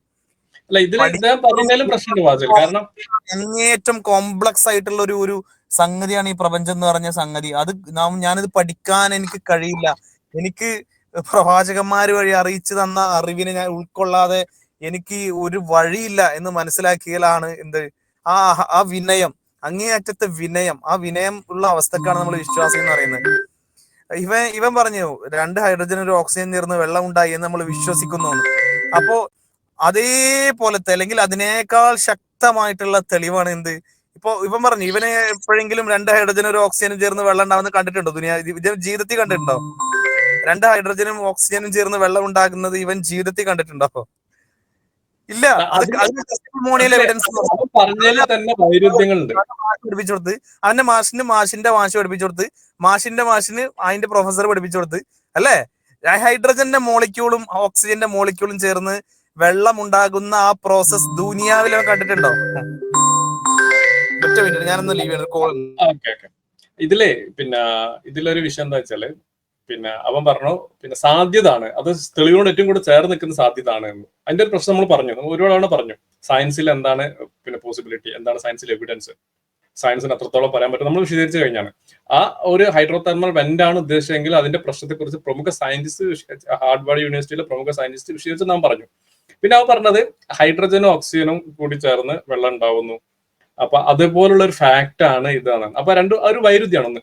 രണ്ടാമത് ഇവൻ പറഞ്ഞു ഒന്നങ്ങോട്ട് മാറിപ്പോയാൽ H2O2 ഹൈഡ്രജൻ പെറോക്സൈഡ് ആയി മാറും. ഞാൻ ചോദിക്കട്ടെ, നമ്മളെ ഇവിടെ കുറെ വെള്ളമുണ്ട് പ്രപഞ്ചത്തില്, ഓക്സിജനും ഉണ്ട്. H2Oന്റെ കൂടെ വെള്ളത്തിന്റെ കൂടെ ഒരു ഓക്സിജൻ ചേർന്ന് എന്തുകൊണ്ട് എല്ലാ വെള്ളവും ഹൈഡ്രജൻ പെറോക്സൈഡ് ആയി മാറുന്നില്ല? Question number 1. രണ്ടാമത്തെ ഒരു ക്വസ്റ്റ്യൻ അവനോട് ചോദിക്കാനുള്ളത്, അന്തരീക്ഷത്തിൽ കുറെ ഹൈഡ്രജൻ ഉണ്ട്, കുറെ ഓക്സിജൻ ഉണ്ട് അന്തരീക്ഷത്തിൽ, എന്തുകൊണ്ട് അവരെ കൂടി ചേർന്ന് വെള്ളം ഉണ്ടാവുന്നില്ല? ഈ കെമിക്കൽ റിയാക്ഷൻ നടക്കണമെങ്കിൽ അതിന് അനുകൂലമായ ചില സംവിധാനങ്ങൾ വേണം. അങ്ങനെ ഉണ്ടെങ്കിൽ മാത്രം റിയാക്ഷൻ നടക്കുള്ളൂ. അപ്പൊ ഇത് വെച്ചിട്ട് തന്നെ നമ്മുടെ ഇവിടെയുള്ള വെള്ളവും ഓക്സിജനും ചേർന്ന് ഹൈഡ്രജൻ പെറോക്സൈഡ് ഉണ്ടാവുന്നില്ല, നമ്മുടെ അന്തരീക്ഷത്തിൽ ഹൈഡ്രജൻ ഓക്സിജൻ ചേർന്ന് വെള്ളം ആവുന്നില്ല എന്നുള്ളതുകൊണ്ട് തന്നെ മനസ്സിലാക്കേണ്ടത് ഈ കെമിക്കൽ റിയാക്ഷൻ തോന്നിയവരൊന്നും ഉണ്ടാവില്ല എന്നും. അതുകൊണ്ട് തന്നെ ഭൂമിക്കടിയിൽ ഏതോ ഒരു വെന്റിന്റെ അകത്ത് കുറച്ച് അമോണിയ ഒക്കെ ഉണ്ടായതുകൊണ്ട് ജീവൻ ഉണ്ടാവില്ല, അതേപോലെയാണ് എന്ന് മനസ്സിലാക്കും. ഇപ്പം പറഞ്ഞാൽ തന്നെ വൈരുദ്ധ്യം ഉണ്ട്. അപ്പം മൊത്തം വൈരുദ്ധ്യം പറയാ, സാധു സയൻസിന്റെ പേരിൽ പറയാന്ന് മാത്രമാണ് ഇവന്റെ അഭ്യാസം. ഇപ്പം പറഞ്ഞ വേറൊരു കോമഡി എന്താ അറിയോ, മറ്റേ ഹൈഡ്രജനും ഓക്സിജനും കൂടി ചേർന്നിട്ട് H2O വെള്ളം ഉണ്ടാകുന്നു, അത് H2O2 ഹൈഡ്രജൻ പെറോക്സൈഡ് ആയിട്ട് മാറുന്നു എന്നൊക്കെ നമ്മൾ വിശ്വസിക്കണം. കാരണം അതൊക്കെ ജീവിക്കാൻ ആവശ്യമാണ്. ഇവിടെ ജീവിക്കാനൊന്നും ആവശ്യമില്ല. ഇവിടെ നമ്മളെ നാട്ടിലത്തെ ഉമ്മമാർക്കും വാപ്പക്കൊന്നും ഫാദറും നമ്മളെ കൂടെ ജീവിച്ചിരുന്ന കുറച്ച് പ്രായ ആൾക്കാർക്കൊന്നും H2 അറിയില്ല, H2O2 അറിയില്ല, അവരൊക്കെ ജീവിച്ചു പോയി. പക്ഷെ അങ്ങനെയുള്ള അന്തല്ലായ്മൊന്നും പറയണ്ട. കാരണം ആ ഒരു കെമിക്കൽ ഫോർമുലയെ കുറിച്ച് അറിഞ്ഞാലേ ജീവിച്ചു പോവുള്ളൂ എന്ന രീതിയിലൊന്നും അന്തല്ലായ്മ പറയണ്ട. പിന്നെ നേരത്തെ ഇവിടെ ഫാസിലൊക്കെ പറഞ്ഞൊരു കാര്യം, ഇവിടെ അഹങ്കാരം കയറുക എന്നുള്ളത് ഖുർആൻ കൃത്യമായിട്ട് ഖുർആൻ എന്ത് ചെയ്യുന്നത്, അഡ്രസ് ചെയ്യുന്നുണ്ട് വിഷയത്തെ. ഇപ്പോൾ ഖുർആൻ സൂറത്ത് അലക്കിൽ കൃത്യമായി പറയുന്നത്, സൃഷ്ടിച്ചവനായ നിന്റെ നാഥൻ രക്ഷിതാൻ നാമത്തിൽ നീ വായിക്കുക എന്ന് പറഞ്ഞിട്ട്, അടുത്തത് മനുഷ്യനെ അവൻ ഭ്രൂണത്തിൽ നിന്ന് സൃഷ്ടിച്ചിരിക്കുന്നു, പിന്നീട് നീ വായിക്കുക, നിന്റെ രക്ഷിതാവ് ഏറ്റവും വലിയ ഔദാര്യവാനാകുന്നു. മനുഷ്യ സൃഷ്ടിപ്പിനെ കുറിച്ച് പറയുകയാണ്. മനുഷ്യൻ ഒന്നുമല്ലാത്ത അവസ്ഥയിൽ ബയോളജി പഠിച്ച ആൾക്കാർക്ക്, അല്ലെങ്കിൽ ഞാൻ എൻ്റെ വൈഫിനെ കൊണ്ട് ഇതിന് പോയ സമയത്ത്, സ്കാനിങ്ങിന് പോയ സമയത്ത് കുട്ടി കിടക്കുന്നത് കണ്ട സമയത്ത് ഞാൻ ഒരുപാട് ആശ്ചര്യപ്പെട്ടു. ഞാൻ അള്ളാഹു അക്ബർ ഒരുപാട് വട്ടം പറഞ്ഞു. കാരണം അത് കുട്ടി കിടക്കാനുള്ള, ഞാൻ ഓരോന്ന് തൊട്ട് കാണിച്ചില്ല, ഇത് കുട്ടി കിടക്കാനുള്ള മെത്ത പോലെയുള്ള സജ്ജീകരണം, ഒരു പഞ്ഞി പോലെ സംഭവം, കുട്ടിക്ക് വൈബ്രേഷൻസ് ഉണ്ടാവാതിരിക്കാനുള്ള വെള്ളത്തിന്റെ ഒരു സജ്ജീകരണം, അതെല്ലാം വെച്ചിട്ടുള്ള ഒരു ക്രമീകരണം, കൃത്യമായിട്ടുള്ള കുട്ടിക്ക് സേഫ്റ്റി പ്രൊവൈഡ് ചെയ്യാനുള്ള ഒരു ക്രമീകരണം അത് കൃത്യമായിട്ട് കൊടുത്തിട്ടുണ്ട് അവിടെ. അപ്പോൾ അങ്ങനെയുള്ളൊരു അവസ്ഥയിൽ നിന്ന് അള്ളാഹു നമ്മൾ സൃഷ്ടിച്ചിട്ടുള്ളത് ആ ഒരു ഭ്രൂണമായിരുന്നു, ഒന്നുമല്ലാത്തൊരവസ്ഥയായിരുന്നു. അതിനകത്ത് നമുക്ക് തിന്നാനും കുടിക്കാനൊക്കെ തന്നിട്ടുണ്ട്. അതിനകത്ത് നമ്മളുടെ ഉമ്മാന്റെ രക്തം അത് കുടിച്ച് നമ്മൾ ജീവിച്ചിരുന്നത്, അത് ജീവിച്ചിരുന്ന നമുക്ക് ഓർമ്മയില്ലാന്ന് വിചാരിച്ചിട്ട് അത് ഇല്ലാന്ന് അർത്ഥം വരുന്നില്ല. നമുക്ക് ഓർമ്മയില്ല, അതുകൊണ്ട് ഇല്ലാന്ന് അർത്ഥം വരുന്നില്ല. ഓർമ്മയില്ലെങ്കിൽ ഓർമ്മയില്ലാന്ന് അർത്ഥം വരുള്ളൂ, അതില്ലാന്ന് അർത്ഥം വരുന്നില്ല. നമുക്ക് അത് റിയാലിറ്റിയാണ്, ട്രൂത്താണത്. ഒരാൾ പറയണേ ഞാൻ അങ്ങനെ ആയിരുന്നില്ല, ചിലപ്പോൾ നിങ്ങൾ അങ്ങനെ ആയിരിക്കും എന്ന് പറയണ അത് അങ്ങനെയൊന്നുമില്ല. കാരണം എല്ലാവരും അങ്ങനെ തന്നെ ആയിരുന്നു. അപ്പോൾ ഈ അവസ്ഥയിൽ നിന്നാണ് വന്നത്. എന്നിട്ട് അള്ളാഹു പറയാണ്, അവൻ നിങ്ങളെ പേന കൊണ്ട് പഠിപ്പിച്ചവനാണ്, പിന്നെ മനുഷ്യനെ അറിയാത്തവൻ പഠിപ്പിച്ചു. ഇതൊക്കെ പഠിപ്പിച്ചു കൊടുത്തു. ഈ ഫിസിക്കൽ വേൾഡിനെ കുറിച്ച്, ഭൗതികപരമായ വിഷയങ്ങളെ കുറിച്ചുള്ള അറിവുകളെ കൊടുക്കാനുള്ള മേഖലകൾ തുറന്നിട്ട് കൊടുത്തു. അതുപോലെ തന്നെ അദൃശ്യമായ ലോകത്തെക്കുറിച്ചുള്ള അറിവുകൾ കൊടുത്തു, എല്ലാം കൊടുത്തു. അള്ളാഹു ഒരു മനുഷ്യനെ ഉദ്ദേശിച്ച അറിവുകളെല്ലാം കൊടുത്തു, എല്ലാം പഠിപ്പിച്ചു. എന്നിട്ട് അവന്റെ അവസ്ഥ എന്താ അറിയോ, മനുഷ്യൻ നിസ്സംശയം മനുഷ്യൻ ധിക്കാരിയായി തീർന്നു, അവൻ അഹങ്കാരിയായി തീർന്നു. അതിന് കാരണം എന്താ അറിയോ, തന്നെ അവൻ സ്വയം പര്യാപ്തനായി കണ്ടതിനാൽ അവൻ സ്വയം ഞാൻ ഒറ്റയ്ക്ക് മതി, ഞാൻ മതി. ജനിച്ച് വീണ് കുറച്ചുകൂടെ വലുതായ സമയത്ത് ആ ഉമ്മാന്റെ വയറ്റിൽ കിടന്നത് മറന്നു, ഉമ്മ ചെറുപ്പത്തിൽ ചോറ് വാരി തന്നത് മറന്നു, ഉമ്മാരെ പാല് കുടിച്ചത് മറന്ന്, നമ്മളെ ഹോസ്പിറ്റലിലേക്ക് എടുത്തുകൊണ്ട് പോയത് നിസ്സഹായനായിട്ടുള്ള ഒരു കുന്തം അല്ലാത്ത ഒരു സീറോ ആയിട്ടുണ്ടായിരുന്ന ഒരു ചെറിയ ഇറച്ചി കഷ്ണം. ആ ഇറച്ചി കഷ്ണം നടക്കാൻ തുടങ്ങിയ സമയത്ത് കുറച്ച് വലുതായപ്പോ അവൻ അഹങ്കാരം കയറി. പിന്നെ അവന് പടച്ചോ വേണ്ട, അതൊന്നും വേണ്ട, നീ ആണോടാ നിന്റെ ഉമ്മാന്റെ വയറ്റിനകത്ത് കിടക്കുന്ന സമയത്ത് നിനക്ക് തിന്നാനും കുടിക്കാനും തന്നൊക്കെ നീയാണോ? നീ തന്നെയാണ് സെറ്റ് ചെയ്തത്? ആ സമയത്ത് അള്ളാഹു എല്ലാം സെറ്റ് ചെയ്ത് കൊടുത്തു. അപ്പോഴൊക്കെ ഈ പറഞ്ഞ സിസ്റ്റം വേണം, ആ ഒരു എല്ലാം വേണം. പുറത്തിറങ്ങി കുറച്ച് വലുതായി കഴിഞ്ഞപ്പോൾ ഇവന് അള്ളാഹ് വേണ്ട, ആരും വേണ്ട, ഞാൻ ഒറ്റയ്ക്ക് മതി, ഏതെങ്കിലും തന്നെ കുട്ടിമുളച്ചുണ്ടായത്. അഹങ്കാരം എന്ന് പറഞ്ഞ പോലെ ഒടുക്കത്തെ അഹങ്കാരം. എന്നിട്ട് ഇതേ പ്രകൃതി വെച്ചിട്ട്, അള്ളാഹു സൃഷ്ടിച്ചിട്ടുള്ള ഇതേ പ്രകൃതി വെച്ചിട്ട് എന്ത് ചെയ്യുക? അള്ളാഹു ഇല്ല എന്ന് പറയുക. അത് അടുത്ത വിഡിത്തം. ഇതൊക്കെ നിങ്ങള് അല്ലേ? തീർച്ചയായിട്ടും അത് അഹങ്കാരം തന്നെയാണ്. കാരണം സൃഷ്ടാവ് വേണ്ടാന്ന് നിഷേധിക്കുന്നത് അഹങ്കാരം തന്നെയാണ്. എനിക്ക് ഇവന് H2O കഥ പറഞ്ഞപ്പോൾ എനിക്ക് പറയാൻ തോന്നുന്ന ഒരു സംഗതി എന്താ വെച്ചാലേ, പിന്നെ ഇവൻ പറയുന്നത് കുറെ ആകസ്മികമായിട്ട് കുറെ കെമിക്കൽ ചേർന്ന് ജീവൻ ഉണ്ടായി എന്നാണ്. അങ്ങനെ ജീവൻ ഉണ്ടാവില്ല എന്നുള്ള നമ്മൾ ആ H2O ഹൈഡ്രജൻ പെറോക്സൈഡിന്റെ ഉദാഹരണത്തിൽ നമ്മൾ പറഞ്ഞു. നമ്മൾ സാധാരണ ചായ ഉണ്ടാക്കുമ്പോഴേ പിന്നെ അതിന്റെ ഒരു ഓർഡർ ഉണ്ടല്ലോ, ആ ഓർഡർ കീപ്പ് ചെയ്ത് മാത്രമേ ചായയായി മാറുള്ളൂ. ഇപ്പൊ വെള്ളം തിളപ്പിക്കണം, H2O ആണ് വെള്ളം, അത് തിളപ്പിക്കണം. ഒരുപാട് തിളപ്പിച്ചു കഴിഞ്ഞാൽ അതിന്റെ കെമിക്കൽ ബോണ്ട് പൊട്ടിയിട്ട് രണ്ട് സെപ്പറേറ്റ് ആയിട്ട് അത് നീരാവി വെക്കും. പിന്നെ ഇനി നമ്മൾ വെള്ളമാണ് ആദ്യം ചൂടാക്കുന്നതിന് പകരം പഞ്ചസാരയാണ് ചൂടാക്കിയെങ്കിലോ അവിടെ ചായ ഉണ്ടാവില്ലല്ലോ. ഇനി പിന്നെ ചായപ്പൊടിയാണ് ചൂടാക്കുന്നെങ്കിലോ ഇവിടെ ചായ ഉണ്ടാവില്ല. അപ്പൊ ഇതിന്റെ ഒരു ഓർഡർ ഉണ്ട്, കെമിക്കൽ റിയാക്ഷന്റെ ഒരു ഓർഡർ ഉണ്ട്. അപ്പൊ എന്തെങ്കിലും ആകസ്മികമായിട്ട് എങ്ങനെങ്കിലും ആയാലും ഒരു ചായ ആവില്ല. അതേപോലെ തന്നെ ഒരു ജീവൻ ഉണ്ടാവണമെങ്കിൽ ഇതിന്റെ കോംപ്ലക്സിറ്റി നമുക്ക് അറിയുന്നതുകൊണ്ട് അതിനൊരു ഓർഡർ ഉണ്ട്. ആ ഓർഡർ കീപ്പ് ചെയ്താൽ മാത്രമേ, അതോ ലാബിലൊക്കെ കെമിസ്ട്രി ലാബിലൊക്കെ നമ്മൾ പിന്നെ ഡിഗ്രി ഒക്കെ പഠിക്കുമ്പോൾ കെമിസ്ട്രി സബ്ജക്ട് ചെയ്യുമ്പോൾ നമുക്കൊരു ലാബ് ബുക്ക് ഒക്കെ ഉണ്ടാവും. നമ്മൾ ഓരോ സൾഫ്യൂരിക് ആസിഡ് നമ്മൾ പറയാറുണ്ട്, വെള്ളത്തിലേക്ക് ഒഴിക്കാൻ പാടില്ല, വെള്ളത്തിലേക്ക് നമ്മൾ ഓരോ കണക്കുണ്ട്, ഓരോ വെയിറ്റേജും ഉണ്ട്. ഇത്ര അധികമായി കഴിഞ്ഞിട്ട് നമുക്ക് കിട്ടുന്ന ഔട്ട്പുട്ട് വ്യത്യാസം ഉണ്ടാവും. പിന്നെ അതിലും വേറൊരു ഇമ്പോർട്ടൻറ്റ് എന്താ വെച്ചാല്, പിന്നെ എനിക്കൊന്ന് പിന്നെ നിങ്ങൾ ഫാർമസി പഠിക്കുമ്പോൾ എനിക്കൊന്ന് ബസ്സിൽ ഉപയോഗിച്ചിട്ടുണ്ടാവുന്നു. പിന്നെ അതിന്റെ പ്യൂരിറ്റി ഭയങ്കര പ്രശ്നമാണ്. ഈ കെമിക്കലിന്റെ പ്യൂരിറ്റി ഭയങ്കര പ്രശ്നമാണ്. അപ്പൊ നല്ല പ്യൂരിറ്റി ആയിട്ടുള്ള കെമിക്കൽസ് ഉണ്ടാവണമെങ്കിൽ അത് നല്ല ആ നിലക്ക് പ്രൊഡ്യൂസ് ചെയ്ത് വരണം. നല്ല ഫാക്ടറിയിൽ നിന്ന് പ്രൊഡ്യൂസ് ചെയ്ത് വന്നാലേ നല്ല പ്യൂരിറ്റിയുള്ള കെമിക്കൽസിന് നല്ല റിസൾട്ട് ഉണ്ടാവുള്ളൂ. പ്രത്യേകിച്ച് ഈ ഡ്രഗ്സ് ഒക്കെ ഉണ്ടാക്കുന്ന സമയത്ത് അതിന്റെ റോ മെറ്റീരിയൽസിന്റെ ക്വാളിറ്റി ഒക്കെ വലിയ ഇമ്പോർട്ടന്റ് ആണ്. അപ്പൊ ഇതൊന്നും ഇല്ലാതെ എവിടെ നിന്നൊക്കെ ഒരു കടലിനടിയിലുള്ള ഒരു വെന്റിന്റെ അകത്ത് ജീവൻ എങ്ങനെ പൊട്ടിമുളച്ചുണ്ടായി എന്ന് പറയുന്നത് ഭീകര അബദ്ധമായ ഒരു ധാരണയാണെന്നാണ് പറയാൻ. അടുത്തതിലോട്ട് അതിനാണ് നമ്മൾ ഫാക്ടറിയിലൊക്കെ ഫുഡ് ഇൻഡസ്ട്രി, ഫുഡ് അല്ലെങ്കിൽ മറ്റേ മെഡിസിൻ മാനുഫാക്ചറിങ് കമ്പനികളിലൊക്കെ അവിടെ QA പ്രത്യേക ആളുണ്ട്, അവർ വന്നിട്ട് ചെക്ക് ചെയ്ത് നോക്കും. അത് നമ്മളെ ഒരു സാമ്പിൾ കൊണ്ടുപോയിട്ട് ഇതിന്റെ പ്രോപ്പർട്ടി വ്യത്യാസം ഉണ്ടോ നോക്കും. നമ്മൾ ഉണ്ടാക്കിയ പ്രോസസ്സിൽ എന്തെങ്കിലും മിസ്റ്റേക്ക് വന്നാല്, ടെമ്പറേച്ചർ കൂടുക അല്ലെങ്കിൽ ഉൾപ്രേരകങ്ങളുടെ പെർസെന്റേജ് കൂടുക, എന്തെങ്കിലും സംഭവിച്ചു കഴിഞ്ഞിട്ടുണ്ടെങ്കിൽ ഇതിന്റെ ക്വാളിറ്റി കുറേ സംഭവിക്കും. അപ്പൊ സ്വാഭാവികമായിട്ട് അവരത് മൊത്തം റിജക്ട് ചെയ്യും. നമ്മൾ മനസ്സിലാക്കേണ്ടത് എന്താ അറിയോ? ഒരു സാമ്പിൾ എടുത്ത് കൊണ്ടുപോയിട്ട്, ഒരു പാലറ്റ് സാമ്പിൾ എടുത്ത് കൊണ്ടുപോയിട്ട് അത് അവർ ഓക്കെ അല്ലെങ്കിൽ ആ പാലറ്റ് മൊത്തം റിജക്ട് ചെയ്യും. അതിന് കാരണം അത് കൃത്യമായിട്ട് ആ പ്രോസസ്സ് നടന്നില്ല നടത്തും. ഇതൊക്കെ നിങ്ങള് ഇവരിപ്പോഴും എന്തോ ഒരു വീടിന്റെ അകത്ത് പുറത്തിറങ്ങി നിങ്ങൾ ഗെയിം വഴി തെറ്റിയിട്ട് പോലും ഒരു ലാബിൽ കയറിയിട്ടില്ല എന്ന് തോന്നുന്നു ഇവരൊക്കെ. ഇവരാണ് നമ്മളെ സയൻസും അതും പഠിപ്പിക്കാൻ വന്നത്. ഞാൻ ഇവരുടെ അടുത്ത വീഡിയോയിലോട്ട് അവര്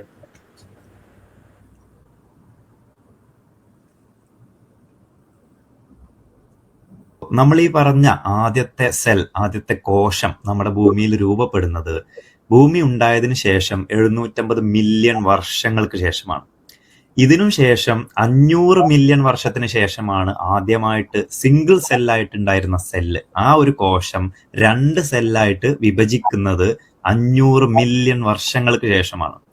സോ നിങ്ങൾ ആലോചിക്കുക ഈ ഒരു ദൈർഘ്യം എത്രത്തോളമാണെന്നുള്ളത്. ഭൂമി ഉണ്ടായതിനു ശേഷം 750 മില്യൺ വർഷങ്ങൾ വരെ അവിടെ ഒന്നും ഉണ്ടായിട്ടില്ല. അതിനുശേഷമാണ് ആദ്യത്തെ സെല്ല് രൂപപ്പെടുന്നത്. അതിനും ശേഷം 500 മില്യൺ വർഷങ്ങൾക്കപ്പുറമാണ് ആ സിംഗിൾ സെൽ എന്ന് പറയുന്നത് 2 സെല്ലായി വിഭജിക്കപ്പെടുന്നത്. ആ ഒരു സെല്ല്, അതായത് വെറും സെല്ലായിട്ട് മാത്രം ഇവിടെ ജീവൻ നിലനിന്നിട്ടുള്ളത് 2 ബില്യൺ, അതായത് 200 കോടിയോളം വർഷക്കാലമാണ് വെറും സെൽ ലിവിങ് ഓർഗാനിസമായിട്ട് നമ്മുടെ ഭൂമിയിൽ ജീവൻ നിലനിന്നിട്ടുള്ളത്. സോ ഇതൊന്നും നമുക്ക് ആലോചിക്കാനോ മനസ്സിലാക്കാനോ പറ്റാത്ത അത്രയും വലിയ കാലദൈർഘ്യം ഇതിനുണ്ട് എന്നുള്ളത് നമ്മൾ ഉൾക്കൊണ്ടേ പറ്റൂ. നമുക്ക് മനസ്സിലാക്കാനൊന്നും പറ്റിയിട്ടില്ല, അത്രയും വലിയ കാലദൈർഘ്യമാണ്. പക്ഷെ എനിക്കെല്ലാം മനസ്സിലായി, തെളിവൊക്കെ കിട്ടി, അതുകൊണ്ട് ദൈവമല്ല എന്നുള്ള കൺക്ലൂഷനിലായിട്ടാണ് വരുന്നത്. ഇനി 2 ബില്യൺ അല്ല, ഈ പ്രപഞ്ചം ഉണ്ടായത് മുതലുള്ള സമയം എടുത്താലും ഒരു ലിവിങ് സെല്ല് ഉണ്ടാവാൻ ഉള്ള സമയമായിട്ടില്ല എന്നുള്ളത് വളരെ ലോജിക്കലി അതിന്റെ എല്ലാവിധ നമുക്ക് ലഭ്യമായിട്ടുള്ള സയന്റിഫിക് ഇൻഫർമേഷൻ വെച്ച് നമുക്ക് തെളിയിക്കാൻ പറ്റുന്നതാണ്. പ്രപഞ്ചത്തിന്റെ തുടക്കം മുതൽ ബൈ ചാൻസ് ആകസ്മികമായിട്ട് ഒരു സെല്ല് ഉണ്ടാവാനുള്ള സാധ്യത ഇല്ല, ലോജിക്കലി ഇല്ല. കാരണം അത് പിന്നെ ഒരു സെല്ല് എന്താണ്, കോശം എന്താണ് എന്ന് മനസ്സിലാക്കാത്ത സമയത്തുണ്ടായ ഒരു ധാരണ മാത്രമാണ്. നമുക്ക് എന്താ ഒരു കോശം എന്താണ്, എത്ര കോംപ്ലക്സ് ആണ് എന്നും അതിൽ എത്രത്തോളം ജനറ്റിക് ഇൻഫർമേഷൻ, ബില്യൺ കണക്കിന് ജനറ്റിക് ഇൻഫർമേഷൻ ആവശ്യമുണ്ട് എന്നുള്ളതും അതിന്റെ കൃത്യമായ ക്രമീകരണത്തിലൂടെയാണ് ജീവൻ സാധ്യമാവുക എന്നുള്ളതും. ഒരു ലിവിങ് സെല്ല് വർക്ക് ചെയ്യണമെങ്കിൽ 250 മുതൽ 400 വരെ പ്രോട്ടീൻസ് ആവശ്യമാണ്. അതിപ്പോ സെല്ല് ഡിവൈഡ് ചെയ്ത് രണ്ടായി എന്നൊക്കെ പറഞ്ഞല്ലോ.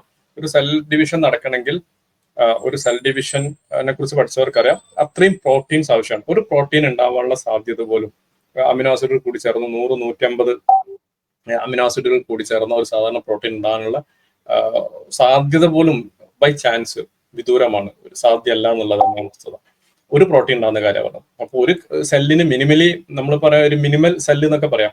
ആ മിനിമൽ സെല്ലിന് 200 മുതൽ 250 മുതൽ 400 വരെ പ്രോട്ടീൻസ് ആവശ്യമാണ്. ഒരു പ്രോട്ടീൻ പോലും ബൈ ചാൻസ് ഉണ്ടാവാനുള്ള സാധ്യത, ജനറ്റിക് ഇൻഫർമേഷൻ ഇല്ലാതെ ഉണ്ടാവാനുള്ള സാധ്യത ഇല്ല. എന്നിട്ടാണല്ലോ ഡിവൈഡ് ചെയ്യുന്നത്. അപ്പോൾ ഇതൊക്കെ സയൻസിന്റെ പേരിൽ ഭീകര അബദ്ധം വിളിച്ച് പറയാണ് മാത്രമല്ല. എത്ര ബില്യൺ വർഷം എടുത്തു കഴിഞ്ഞാലും സാധ്യമല്ല എന്നുള്ളതാണ്. അപ്പൊ നിങ്ങൾ സയൻസ് പഠിക്കാൻ, മനസ്സിലാക്കുക. ദൈവത്തെ നിഷേധിക്കുന്നതിന് മുമ്പ് സയൻസ് എന്താണെന്ന് ആദ്യം മനസ്സിലാക്കുക എന്നാണ് ഈ വിഷയത്തിൽ പറയാനുള്ളത്. ജുനൈദ്?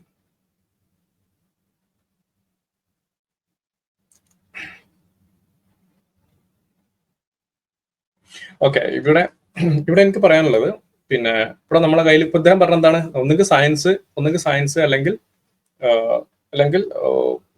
മതം. ഇതാണ് സത്യത്തിൽ ഒരിക്കലും പിന്നെ അവിടെ ഒരു വൈരുദ്ധ്യം ഉണ്ടാവേണ്ട ആവശ്യമില്ല. ഒന്ന് മതം എന്ന് പറഞ്ഞാൽ നമ്മൾ ഖുറാൻ, മതം എന്ന് പറഞ്ഞാൽ ദൈവത്തിന്റെ വേർഡുകളാണ്. ഖുറാൻ എന്ന് പറയുന്നത് ദൈവത്തിന്റെ വേർഡാണ്, വേർഡ് ഓഫ് ഗോഡ് ആണ്. മറ്റേത് സയൻസ് എന്ന് പറയുന്നത് വേൾഡ് ഓഫ് ഗോഡ്, ദൈവത്തിന്റെ വേൾഡിനെ കുറിച്ചുള്ള പഠനമാണ്. അത് സത്യത്തിൽ അത് രണ്ടും വൈരുദ്ധ്യം ഉണ്ടാവേണ്ടതില്ലെന്ന്. പക്ഷെ നമ്മൾ മനസ്സിലാക്കുന്നിടത്തുള്ള പ്രശ്നം മാത്രമാണ് അത്. പിന്നെ ആ ദൈവത്തിന്റെ ലോകത്തെക്കുറിച്ചുള്ള അല്ലെങ്കിൽ പ്രപഞ്ചത്തെക്കുറിച്ചുള്ള പഠനമാണ് സയൻസ്. അപ്പോൾ യഥാർത്ഥത്തിൽ വൈരുദ്ധ്യമില്ല. പക്ഷെ നമ്മൾ മനസ്സിലാക്കുന്ന നമ്മുടെ ബുദ്ധിയുടെ പരിമിതിയും സയൻസിന്റെ പരിമിതിയും ഒക്കെ നമുക്കത് വൈരുദ്ധ്യമായി തോന്നുമെങ്കിലും യഥാർത്ഥത്തിൽ അങ്ങനെയല്ല. തുറന്ന മനസ്സോടെ ഒരാൾ കാര്യങ്ങൾ ശ്രമിച്ചാൽ ഇതൊന്നും ദൈവത്തെ നിഷേധിക്കാൻ പര്യാപ്തമല്ല എന്നുള്ളതും ശരിയായ ശാസ്ത്ര പഠനം അത് നമ്മൾ ദൈവത്തിലേക്ക് എത്തിക്കും എന്നുള്ള കാര്യത്തിൽ യാതൊരു സംശയവുമില്ല.